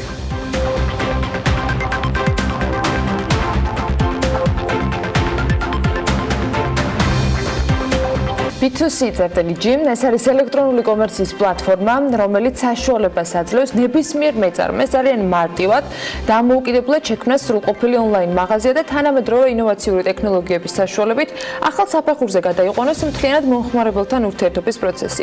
მათ შორის მარკეტინგი, პროდუქციის კატალოგიზაცია, გაყიდვები, ლოჯისტიკა და მიწოდება. როგორ შევქმნათ B2C საშუალებით ონლაინ მაღაზია და რა არის ამ პლატფორმის უპირატესობა? მარიამ ადამია გაგვარკვევს ახლა სტუმრებთან ერთად დეტალებში. მარიამ დილამშვიდობის. ანა, ვიდრე ონლაინ მაღაზიის შექმნის უპირატესობებზე ვისაუბრებ სტუმრებთან ერთად, მანამდე სტატისტიკას გადავხედოთ, რომლის თანახმადაც საქართველოში და ამიერკავკასიაში მცირე და საშუალო ბიზნესის 1%-ზე ნაკლები ყიდის პროდუქციას ონლაინ, მაშინ როდესაც გლობალურად ეს მაჩვენებელი 11.9%-ია. მთავარი ბარიერი კი რაც ხელს უშლის ელექტრონული კომერციის განვითარებას საქართველოში და რეგიონებში, ეს არის ონლაინ მაღაზიის დეველოპმენტის ხარჯები, მიწოდების სერვისის უზრუნველყოფა, ვებ უსაფრთხოების ხარჯები, ონლაინ გადასახადების ინტეგრაცია და სისტემის მუდმივი განახლების საჭიროება. სწორედ ამ გამოწვევებისა და რისკ ფაქტორების გათვალისწინებით ბაზარზე შემოდის ახალი ელექტრონული კომერციის პლატფორმა, რომელიც ნებისმიერ მეწარმეს შესაძლებლობას აძლევს დამოუკიდებლად 5 წუთში შექმნას სრულყოფილი ონლაინ მაღაზია ყოველგვარი საწყისი ინვესტიციის გარეშე და სრულად მორგებულია საქართველოს ბაზარზე. უფრო დეტალურად კი თემაზე B2C-ს დამფუძნებელი კეთი ვაჩიბერიძე და მისი პარტნიორი ალექსანდრე ცინცაძე ისაუბრებენ. დილამშვიდობისა. მადლობა რომ დილიდან ჩვენთან ერთად ხართ. პირველ რიგში დავიწყოთ რა არის მისი მთავარი უპირატესობა გულისხმობ B2C-ს და როგორ უწევს ის კონკურენციას დეველოპერებს. მადლობა პირველ რიგში მოწვევისთვის. ჩვენი პლატფორმა, როგორც აღვნიშნეთ, ინოვაციური ტექნოლოგიებით ხასიათდება და კონკურენტული პირობები, რომელიც დღეს ბაზარზე არსებობს, შეიძლება ვთქვათ, რომ ფაქტიურად აღარ არსებობს ჩვენი პლატფორმის საშუალებით, რადგან ჩვენ ვთავაზობთ მომხმარებელს, რაც თავია დაბალდანახარჯებს, დროის სიმცირეს მეწარმეს შეუძლია სულ რაღაც 5 წუთში შექმნას ონლაინ მაღაზია, ატვირთოს თავის პროდუქცია, ფასები და დაიწყოს ვაჭრობა და რაც მთავარია არის სრული სერვისების ინტეგრაცია, რაც ადგილობრივ მეწარმეებს აქვს მოთხოვნები. ამასთან უნდა გავითვალისწინოთ ისიც, რომ სოფლიო კონკურენტებთან შედარებით ჩვენ მოვახერხეთ ის, რომ თანამშრომლობთ უკვე ქართულ ბანკებთან, ასევე საქართველოს პოსტასთან, დავაერთეთ ის ძირითადი სერვისები, რომლებიც მეწარმეებს დღეს სჭირდებათ. ამით უწევთ კონკურენციას ჩვენ გლობალურ კონკურენტებს, ხოლო დეველოპერებთან მიმართებაში, როგორც უკვე აღვნიშნე, ის მთავარი ფაქტორები, როგორც არის დანახარჯები, დროის ფაქტორი, პროცესების მართვის სიმარტივე, ეს არის უმთავრესი როგორც მეწარმეებისთვის, ასევე ჩვენთვის კონკურენტულ პირობებში. დღეს რა ეტაპზეა პლატფორმა და რა არის მთავარი გამოწვევა დღეს ქართულ ბაზარზე? ჩვენ პლატფორმა 2018 წლის ნოემბერში გავუშვით ბაზარზე, ასე რომ ვთქვათ. საკმაოდ დიდი წარმატებით ავითვისეთ ბაზარი, უკვე დაახლოებით 30-მდე მაღაზია არის შექმნილი, რომელიც ოპერირებს, თუმცა 200-მდე დაინტერესებული მომხმარებელი არის უკვე დარეგისტრირებული და მიმდინარეობს მაღაზიების შექმნის პროცესი. ასე რომ შემიძლია ვთქვა, რომ საკმაოდ დიდი ინტერესია ქართული სამეწარმეო ბაზრის მხრიდან. როგორ ხდება ლოჯისტიკა, მიწოდება, გადახდა, ანუ რეგისტრაცია როგორ ხდება, რა ფორმით ხდება საიტზე? პროცესი ძალიან მარტივი. ანუ იმისთვის რომ მაღაზია შექმნა, ჭირდება მომხმარებელს მოიფროს მარტო იმის სახელი, მაღაზიის, კონდეს მოქმედი ელექტრონული პოსტა და всё, ეგ არის, მეტი არაფერი. ანუ ისეთი რამ რაც აი დომენსაც კი ჩვენ თვითონ ვაჩუქებთ, თუ მას დაჭირდება, ოღონდ ეს იქნება სუბდომენი და ნებისმიერ დომენზე შეუძლია მომხმარებელმა წაიღოს ეს თავის მაღაზია და სადაც უნდა გადაიტანოს, ასე ვთქვათ, ჩვენ უზრუნველყოფთ იმას, რომ ეს მაღაზია იქნება გამართული და ჩვენი პლატფორმის მეშვეობით ეს ხდება ამისი მართვა ნებისმიერ შემთხვევაში. იმისთვის რომ მაღაზია დაარეგისტროს და ბიზნესი, ასე ვთქვათ, ციფრულ ეტაპზე გადაიყვანოს, მოქმედმა ან სტარტაპმა დაიწყოს გაყიდვები, ჭირდება მხოლოდ პროდუქტი. ანუ და ფასები. ეგ არის ძირითადად, რასაც ასე ვთქვათ, ვითხოვთ რა, ეს არის მინიმალური მოთხოვნა ბიზნესში, რომ დაწყო პროდუქტი აუცილებლად უნდა ქონდეს. დანარჩენი ყველაფერს უზრუნველყოფას ჩვენ ვაკეთებთ ჩვენი პლატფორმის მეშვეობით. აი ერთმანეთს რომ შევადაროთ, რით განსხვავდება და რატომ უნდა მოგმართოს მეწარმემ მოგმართოთ თქვენ, ანუ B2C-ს და არა დეველოპერს, რომ შექმნას და საიტი საკუთარი. ამ შემთხვევაში მე დავაფიქსირო, რომ ჩვენ არ ვართ კონკურენტები დეველოპერული კომპანიის, ეს უპირველეს ყოვლისა მინდა ვთქვა, ჩვენ ორივე საქმეს ვემსახურებით, ანუ ვანვითარებთ ამ ბაზარს, რომელიც ჯერ კიდევ როგორც თქვენ საუბარში ახსენეთ სტატისტიკიდან ჩანს, რომ ჯერ მხოლოდ საწყის ფაზაშია რა, მაშინ როცა მსოფლიოში მაჩვენებელი გვაქვს, რომ საცალო გაყიდვების 13%-მდე უკვე ონლაინ ხდება, საქართველოში 1%-ზე ნაკლებია ეს ციფრი. ანუ პრინციპში გამოდის, რომ ძალიან ბევრი საქმე გვაქვს ჩვენ და დეველოპერებს ერთდროულად გასაკეთებელი იმისთვის, რომ ეს მაჩვენებელი ავწიოთ. რაც შეეხება ჩვენს უპირატესობებს, უპირველეს ყოვლისა ეს არის უპირატესობა ბიუჯეტში. ერთ შემთხვევაში, როდესაც უნდა შექმნა ონლაინ მაღაზია, საკმაოდ დიდი ხარჯი, ანუ სადღაც ამ მასშტაბის ონლაინ მაღაზია რო დაუკვეთო, სადღაც დაგჭირდება ალბათ 10,000 ლარის პარალელში, მასე როდესაც ჩვენთან ამის ღირებულება არის ყოველთვიური 99 ლარი. მარტივად ძალიან. იმისთვის რომ პლატფორმა შექმნა შენ თვითონ დაახლოებით დრო მეწარმეს ჭირდება სადაც 3 თვემდე. მაშინ როცა ჩვენ შემთხვევაში ეს ხდება 5 წუთში. რომ დაერთო პრობლემა არის ასევე დაერთება ისეთი სერვისები როგორც ონლაინ გადახდები, ლოჯისტიკის უზრუნველყოფა, ეს ყოველთვის პრობლემა იყო. ეს ჩვენ მოგვარი ძალიან მარტივად. ჩვენთან შესაძლებელია ნებისმიერი ტიპის ბარათის გადახდის დაერთება, შეიძლება PayPal-ის დაერთოს და გლობალურ ბაზარზე გავიდეს, ესე ძალიან მნიშვნელოვანია ჩვენმა მომხმარებელმა. რაც შეეხება ლოჯისტიკას, შეიძლება მომხმარებელმა აირჩიოს ოპცია, რომ მე თვითონ გავაკეთებ ჩემი ძალებით ლოჯისტიკას, ან მოდით თქვენ გაგვიკეთეთ ეს. იმ შემთხვევაში თუ ჩვენ მოგვანდობს ამის კეთებას, ჩვენი პარტნიორი არის საქართველოს პოსტა, ჩაშენებულია მასში ეს სერვისები, უკვე პლატფორმაში შეიძლება უბრალოდ ერთი მოფწიჭვით აირჩიოს ეს სერვისი, ფონდება კონტრაქტი, ეს ყველაფერი ავტომატურად ციფრულად. აბსოლუტურად უსაფრთხოა, თან ყველაზე კარგი არის რომ მომხმარებელი საბოლოო მომხმარებელი, ანუ ამ მაღაზიის მომხმარებელი იქ რეპორტს იღებს, რომ შენ პროდუქტი გამოვიდა გზაშია, ანუ ასე შემდეგ. ანუ ყველაფერი ამ ტრეკინგის საშუალებაც არსებობს. კი ბატონო, სრულად ყველაფერი მებისმიერი რასაც მიიღებდა ეს მომხმარებელი, ანუ ეს ბიზნესი, ამ დიდი დანახარჯებით, დროით და ასე შემდეგ, ყველაფერს იღებს ძალიან მარტივად, ძალიან სწრაფად და მაქსიმალურად მასზე მორგებული პირობებით რა.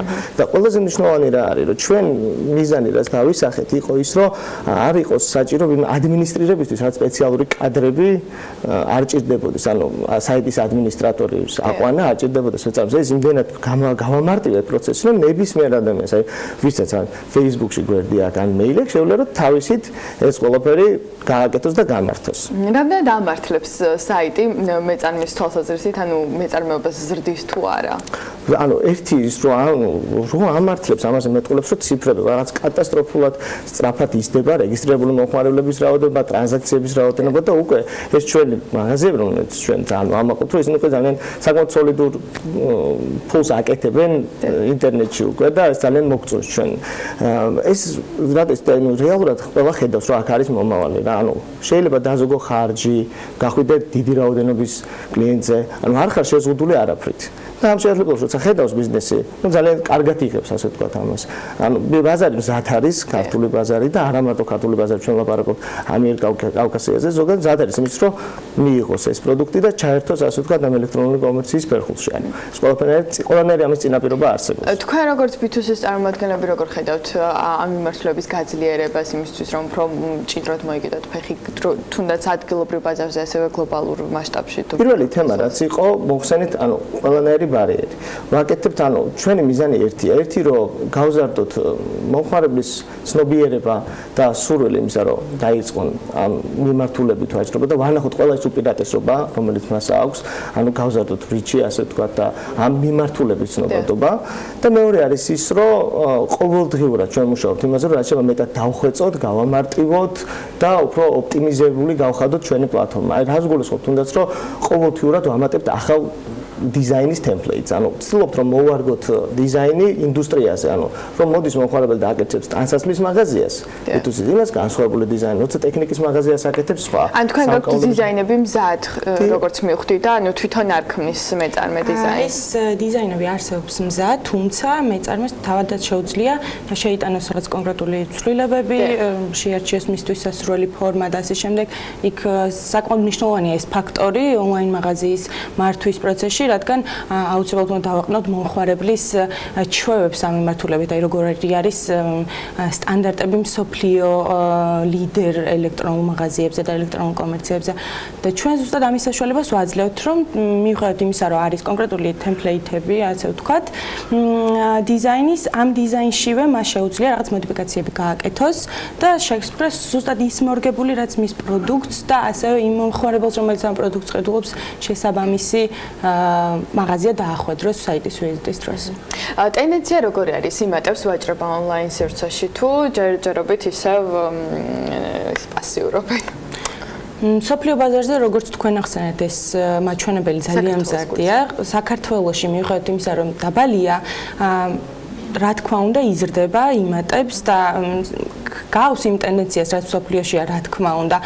თუმცა ტემპი არ არის ისეთი სწრაფი. სწორედ ამ ტემპის აჩქარებას და ამ ონლაინ ვაჭრობის ბაზრის გაზრდას ვცდილობთ ჩვენ და ჩვენ ერთ-ერთ მიზანს ეს წარმოადგენს.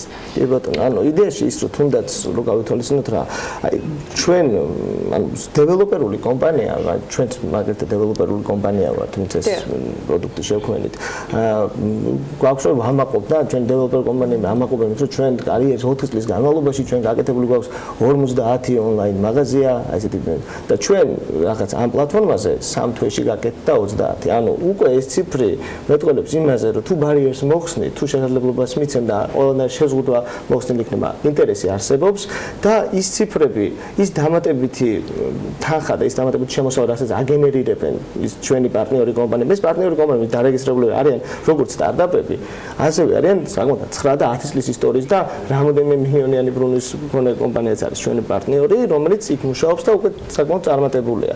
ანუ იდეაში ეს ყველაფერი თავარი რა არის? მემსახურებით იმ მიზანს, რომ გადავიყვანოთ და დავაახლოთ იმ სტანდარტებზე, რაც არსებობს.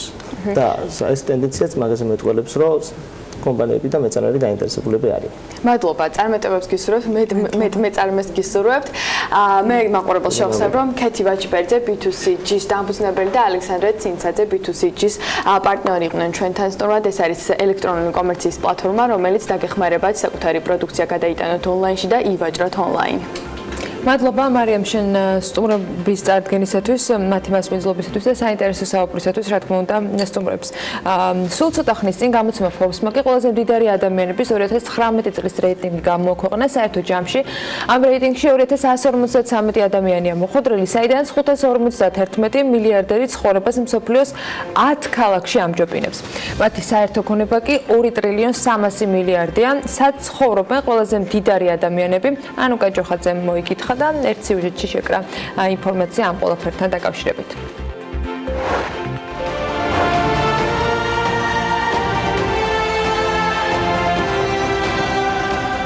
ლონდონი იმ ქალაქებიდან ერთ-ერთი აღმოჩნდა, რომელსაც მილიარდერების საცხოვრებლად ირჩევენ. ქალაქში 55 მილიარდერი ცხოვრობს, მათგან კი უმდიდრესი რუსული კომპანიის ალფა ჯგუფის დამფუძნებელი მიხაილ ფრიდმანია, რომელიც 15 მილიარდი ამერიკული დოლარის მფლობელია. ქალაქში მცხოვრები 55 მილიარდერიდან დიდი ბრიტანეთის მოქალაქე მხოლოდ 20-ია. დანარჩენი 35 კი ისეთი ქვეყნების წარმომადგენლები არიან, როგორებიცაა ინდოეთი, ისლანდია და რუსეთი. აღმოჩნდა, რომ მილიარდერები საცხოვრებლად პეკინსაც ირჩევენ. ამ ქალაქში ყველაზე მდიდარი ადამიანი ვანჯელინია, რომელიც კომერციული უძრავი ქონების დეველოპერია. მისი ქონება 22 მილიარდ 600 მილიონი ამერიკული დოლარია. ამავე ქალაქში ჩინეთის ორი ყველაზე ახალგაზრდა მილიარდერიც ცხოვრობს, რომლებმაც გამდიდრება ინტერნეტის საშუალებით მოახერხეს. ჩინეთის დედაქალაქში 17 მილიარდერი ცხოვრობს, რომლებმაც თანხების მობილიზება ტექნოლოგიური კომპანიების მეშვეობით შეძლეს, ხოლო იქ ცხოვრებმა კიდევ 12 მილიარდერმა შემოსავლები უძრავი ქონების ბიზნესიდან მიიღო. რუსი მილიარდერების დაახლოებით 80% მოსკოვში ცხოვრობს, მათგან კი ყველაზე მდიდარი ლეონიდ მიხალსონია, რომელიც კომპანია ნოვატეკის აღმასრულებელი დირექტორია, მისი ქონება კი 24 მილიარდი ამერიკული დოლარის ტოლია. მოსკოვში მდიდარი ადამიანების რაოდენობა 71-ს უტოლდება.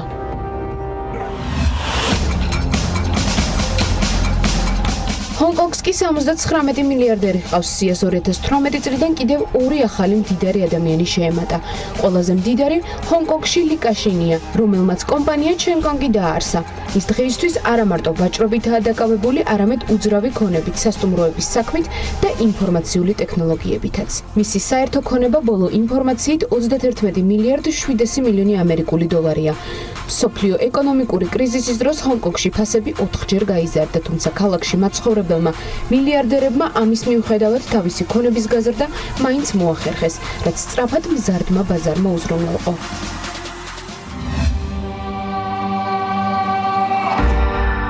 ყველაზე მეტი მილიარდერი კი ნიუ-იორკში ცხოვრობს, მათი საერთო რაოდენობა 84-ია.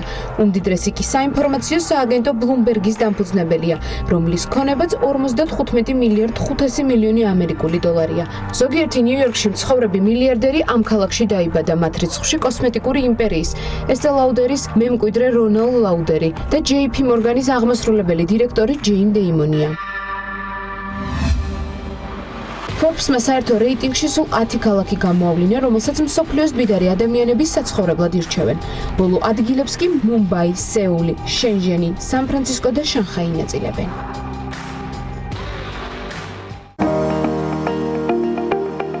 ამინდის პროგნოზის სპონსორია სადაზღვევო კომპანია უნისონი. თავისუფალი დაზღვევა თქვენი სიმშვიდისათვის.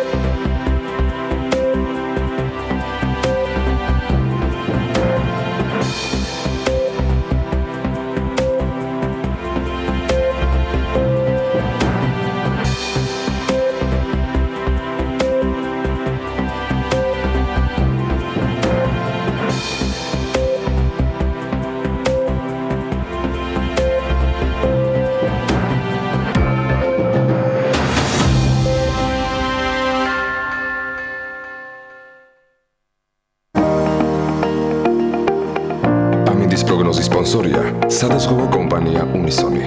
თავისუფალი დაზღვევა თქვენი სიმშვიდისათვის.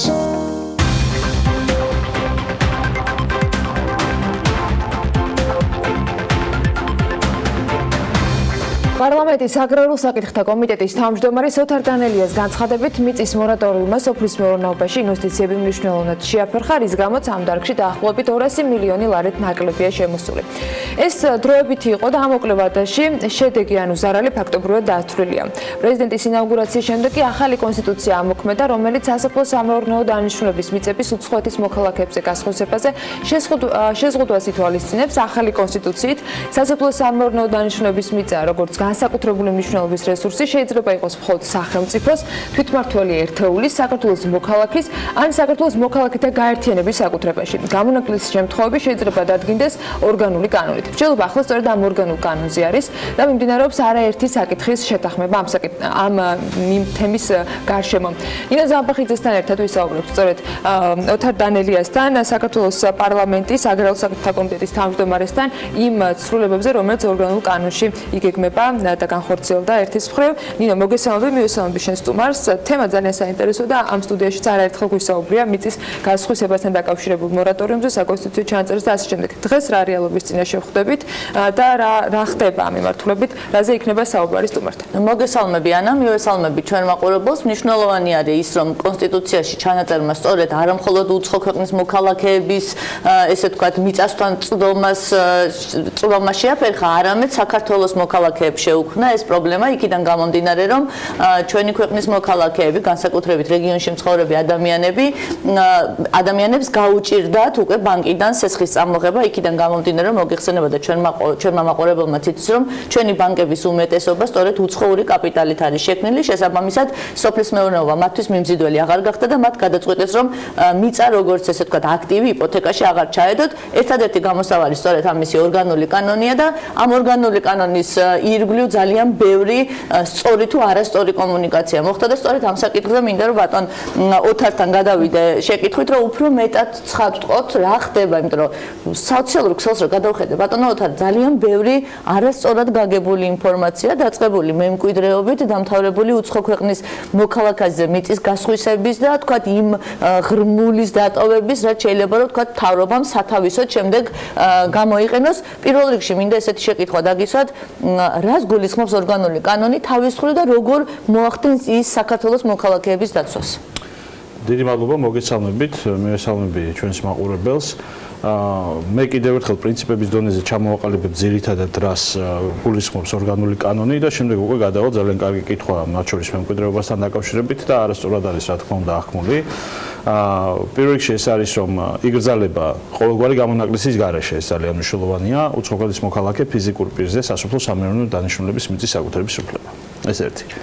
იურიდიული პირების შემთხვევაში ჩვენი პროექტის თანახმად საქართველოს მოქალაქე, ქართული სუბიექტი ან მოქალაქეთა ჯგუფი უნდა იყოს დომინანტი პარტნიორი, ანუ უნდა ფლობდეს წილთა უმრავლესობას, ან უნდა იყოს გადაწყვეტილების მიმღები. ანუ 51%-ზე მეტ. კი ბატონო. შემდეგ იგივე მემკვიდრეობის თემა, რომელზეც ჩვენ ვისაუბრეთ, მე მინდა ხაზი გავუსვა, იმიტომ რომ რეალურად რამაც გამოიწვია, ესე ვთქვათ, ასთა სხვადასხვაობა, მათ შორის გახლდათ სათაური, რომელიც ესე ვთქვათ, ერთ-ერთმა მედია საშუალებამ დაადო, ეს იყო რომ უცხოელებზე მიწა გასხვისდება მემკვიდრეობით თუ რაღაც ამდაგვარი კონტექსტის მატარებელი, რეალურად რაზეა საუბარი? რეალურად საუბარია იმ ემიგრანტებზე, რომელიც არის საქართველოსთან წასული, ანუ ქართველებზეა საუბარი, რომელთაც ხშირ შემთხვევაში შესაძლებელია შეცვლილი აქვთ მოქალაქეობა, მაგრამ ისინი არიან ქართველები და ეს ხალხი ჩვენ საქართველოში უნდა დაუტოვეს მემკვიდრეობით. ანუ და ძალიან მნიშვნელოვანია რომ თუ ვინმეს გონია რომ ამ ადამიანების უმრავლესობა წასულია იქ რაღაცა თავიანთი პირადი კეთილდღეობისთვის, ძალიან ბევრი ვიცი ჩვენ, რომლებიც ოჯახებს არჩენენ საქართველოში გადმორიცხული თანხებით. სწორედ ამ ადამიანებზეა საუბარი, რომ ის 1.5 მილიონი დაუზუსტებელი ინფორმაციით, მაგრამ მილიონზე მეტი როგორც მინიმუმ ემიგრანტი, რომელიც ქვეყნიდან არის წასული, დააუბრუნოთ საქართველოს, თუ ჩვენ მათ დასაბრუნებელი მიზეზები შევუმცირეთ, ეს ადამიანები უბრალოდ დაკარგავენ ქვეყნის მიმართ ინტერესს. გაჩნდება ნიჰილიზმი და მათთვის აღარ იქნება, ანუ ქართველებს დავკარგავთ, ხვდებით და 1.5 მილიონი და 1.5 მილიონი დასაკარგი ქართველი მე მგონი არავის არ აკვას. ერთი ქართველიც არ აკვას, ერთი ქართველიც არ აკვას. მე ამაში გეთანხმები და პირიქით ახლა მე უფრო მეტ კრიტიკას ვიდებ იმასთან მიმართებაში, რომ ძალიან ჩავკეტეთ ეს მიწის თემა, ძალიან ესე ვთქვათ უპირატეს პირობაში ჩავაყენეთ საქართველოს მოქალაქეები. შეიძლება ვიღაც ამას დისკრიმინაციულადაც უყურებს, მაგრამ მე მაქვს ამის ახსნა და არგუმენტაცია და ვფიქრობ, რომ ეს არის სწორი. მათ შორის მორატორიუმი, რომელზეც ვისაუბრეთ და რა თქმა უნდა, სოფლის მეურნეობაში ვერ შევიდა ესე ვთქვათ შესაბამისი ინვესტიციები, მეც გახდით ამ მორატორიუმის ინიციატორი, ამიტომ რა თქმა უნდა მეც შევდივარ იმ გუნდში, რომელმაც აღნიშნული საკითხი დააყენა, მორატორიუმის დღესაც იგივეს გავაკეთებდი და გავიმეორებდი, უბრალოდ კონტექსტის ნაწილში მე მაშინაც მქონდა გარკვეული ესე ვთქვათ შენიშვნები, რომელიც ინვესტიციის ნაწილს, ანუ საბანკო დაფინანსებას უკავშირდებოდა და შეიძლებოდა ეს ასე გაკეთებულიყო, მაგრამ თავად მორატორიუმი პრინციპულ დონეზე დონეზე იყო საჭირო, იმიტომ რომ მოუწესრიგებელი იყო მიწის მართვის საკითხები. დღეს ფიქრობთ რომ მოწესრიგებულია ბატონო თარ რა თქმა უნდა არ ვფიქრობ რომ მოწესრიგებულია, უფრო მეტიც ჩვენ მე პირადად და ის ადამიანი რომლებიც ესე ვთქვათ ამ კანონის ფარგლებში მუშაობდით ძალიან დიდხანს, ვფიქრობთ რომ მიწას არ უნდა შევხედოთ როგორც მხოლოდ ეკონომიკურ აქტივს და ძალიან სწორი განმარტება იყო რაც ასევე ჩანაწერშია დაფიქსირებული კონსტიტუციაში, ეს არის ამოწურვადი რესურსი, ეს არის განსაკუთრებული რესურსი და ჩვენ შემთხვევაში ეს გაცილებით უფრო მეტი, ეს არის ჩვენი კულტურის ტრადიციის, ვიღაცა შეიძლება ეს პოპულისტურად მოეჩვენოს, მაგრამ ეს არის აბსოლუტურად გულწრფელი განმარტება, მათ შორის ჩვენი ეროვნული უსაფრთხოების საკითხი, მეზობლებს არ ირჩევენ მოგეხსენება და ამიტომ ჩვენ გვჭირდება სწორი მართვა პროცესებისა, რომელიც დემოგრაფიიდან გამომდინარე, სოფლის მეურნეობით დამთავრებული, იქნება სწორად და პრინციპების დონეზე გაწერილი. ასევე ჩვენ შემოდივართ უკვე სააგენტოს ფუნქციით, რომელიც უნდა აუცილებლად დაარსდეს ჩვენი შეთავაზებით მთავრობასთან, ვინაიდან მოსაწესრიგებელია, დღემდე არ არის მოწესრიგებული მიწის მართვის საკითხები და მიწის ბაზის განვითარება ამ კონკრეტული თემების მოწესრიგების გარეშე პრაქტიკულად წარმოუდგენელია. ჩვენ არ ვიცით რეალურად რა აქტივზე ვსაუბრობთ, ჩვენ არ გვაქვს მიწის ზუსტი ბალანსი, ჩვენ არ ვიცით რამდენი რა კატეგორიის მიწის ნაკვეთები აქვს დღეს საქართველოს და ამას ყველაფერს სჭირდება ესე ვთქვათ ნულიდან დაწყება. ჩვენ სასტარტო ნიშნული პრაქტიკულად არ აქვს ამ თემაში, გვაქვს მხოლოდ ოპერატიული ინფორმაცია. ამიტომ ჩვენთვის არის ძალიან მნიშვნელოვანი რომ საქართველოს მოქალაქეებს გაუჩინოთ სტიმული, ისინი ჩავაყენოთ პრივილეგირებულ მდგომარეობაში უცხო ქვეყნის მოქალაქეებთან მიმართებაში, რამდენადაც ცუდი მოსასმენი არ უნდა იყოს ეს დავუშვათ უცხოელებისთვის, მაგრამ ჩვენ პრიორიტეტს საქართველოს მოქალაქეებს ვანიჭებთ, თავისთავად ცხადია.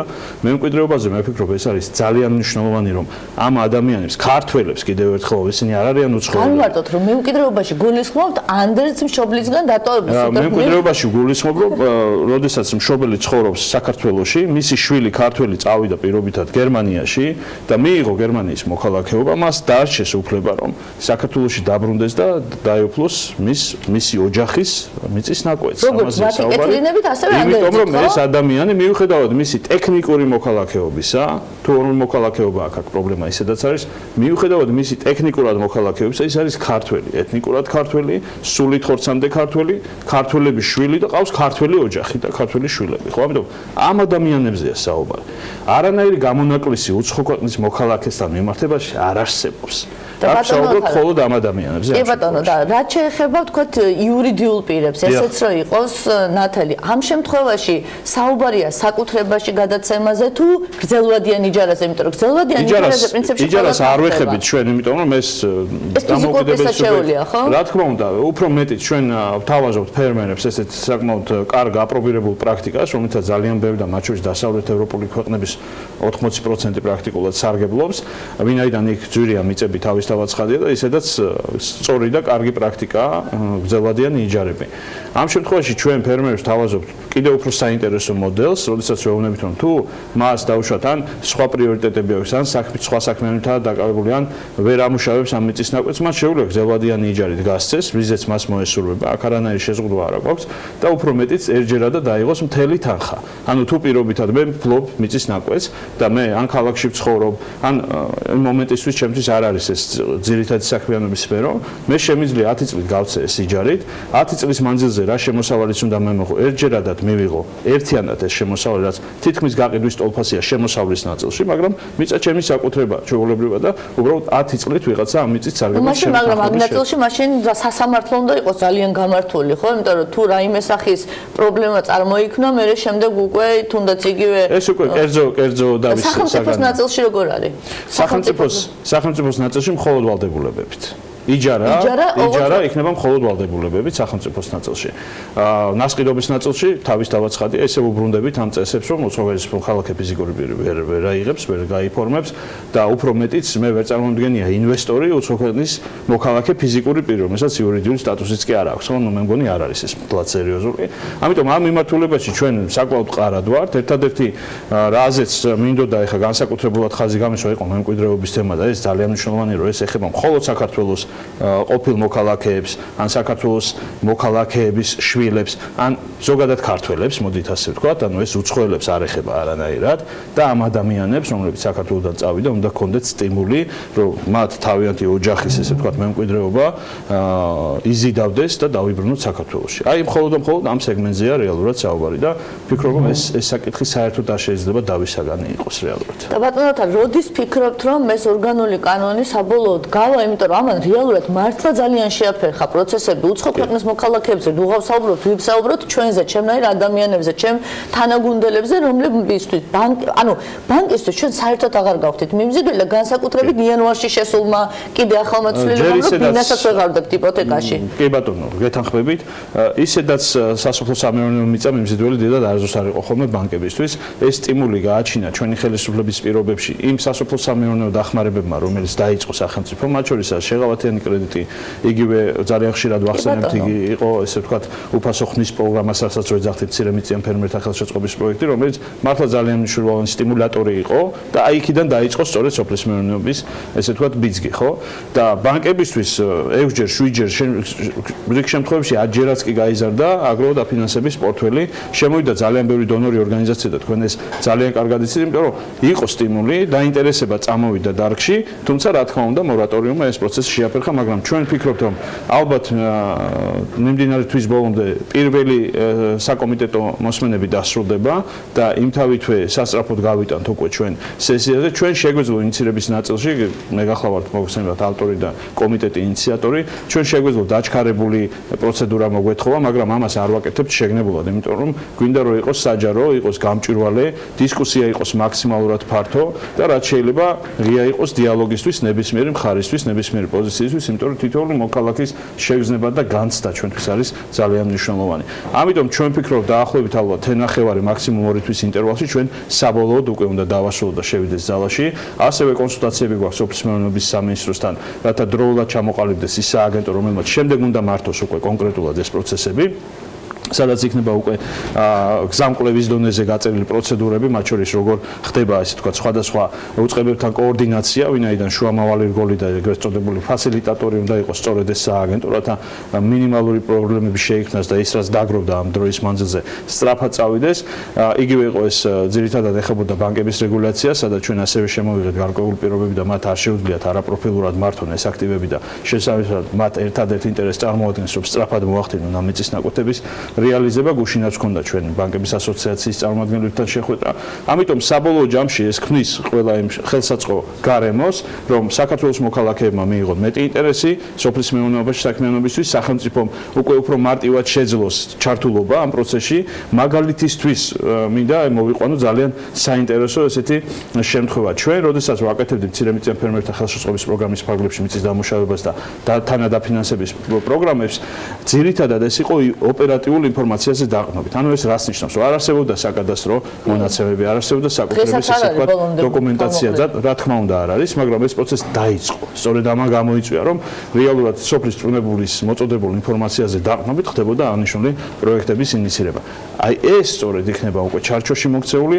ჩვენ ბევრჯერ გვისაუბრია იმ თემასთან დაკავშირებით, რომ ფერმერთა რეესტრის პროცედურა დაიწყო უკვე სამინისტრო და ჩვენ თამდევად უკვე ამ პროექტის პარალელურად ვიწყებთ ესე ვთქვათ ფერმერული მეურნეობის შესახებ კანონზე მუშაობას, რომელიც ასევე ითვალისწინებს იმ პირობებს, რომ კონდეს ფერმერის სტატუსი, სახელმწიფოს კონდეს ძალიან კარგი და გამართული მოდელი, რომ შევეხიდოთ, გაწვივდა საწვავი, გაძვირდა ძალიან, მოგეხსენებათ. თუ სახელმწიფო რაღაცა ესე ვთქვათ ეტაპზე არ შეეხიდა მოსახლეობას, ძალიან რთული და ძალიან ძვირი ჯდება უკვე დამუშავება და თავისთავად ცხადია, თუ საქართველოში ჩვენ მით უმეტეს ტურიზმი იზრდება, მოხმარება იზრდება, ექსპორტის პოტენციალი იზრდება და ასე შემდეგ, ჩვენთვის ძალიან სწორი მიხმარება არის ძალიან მნიშვნელოვანი ფერმერებისთვის, რომ მათ შეუმსუბუქოთ და ფერმერული მეურნეობა არ იყოს ტვირთი, არამედ იყოს ეს შეღავათი, იყოს ეკონომიკური მაჩვენებლების და უკუგების ძალიან კარგი დარგი, რომელიც იქნება ინტერესის საგანი ნებისმიერი ქართველისთვის.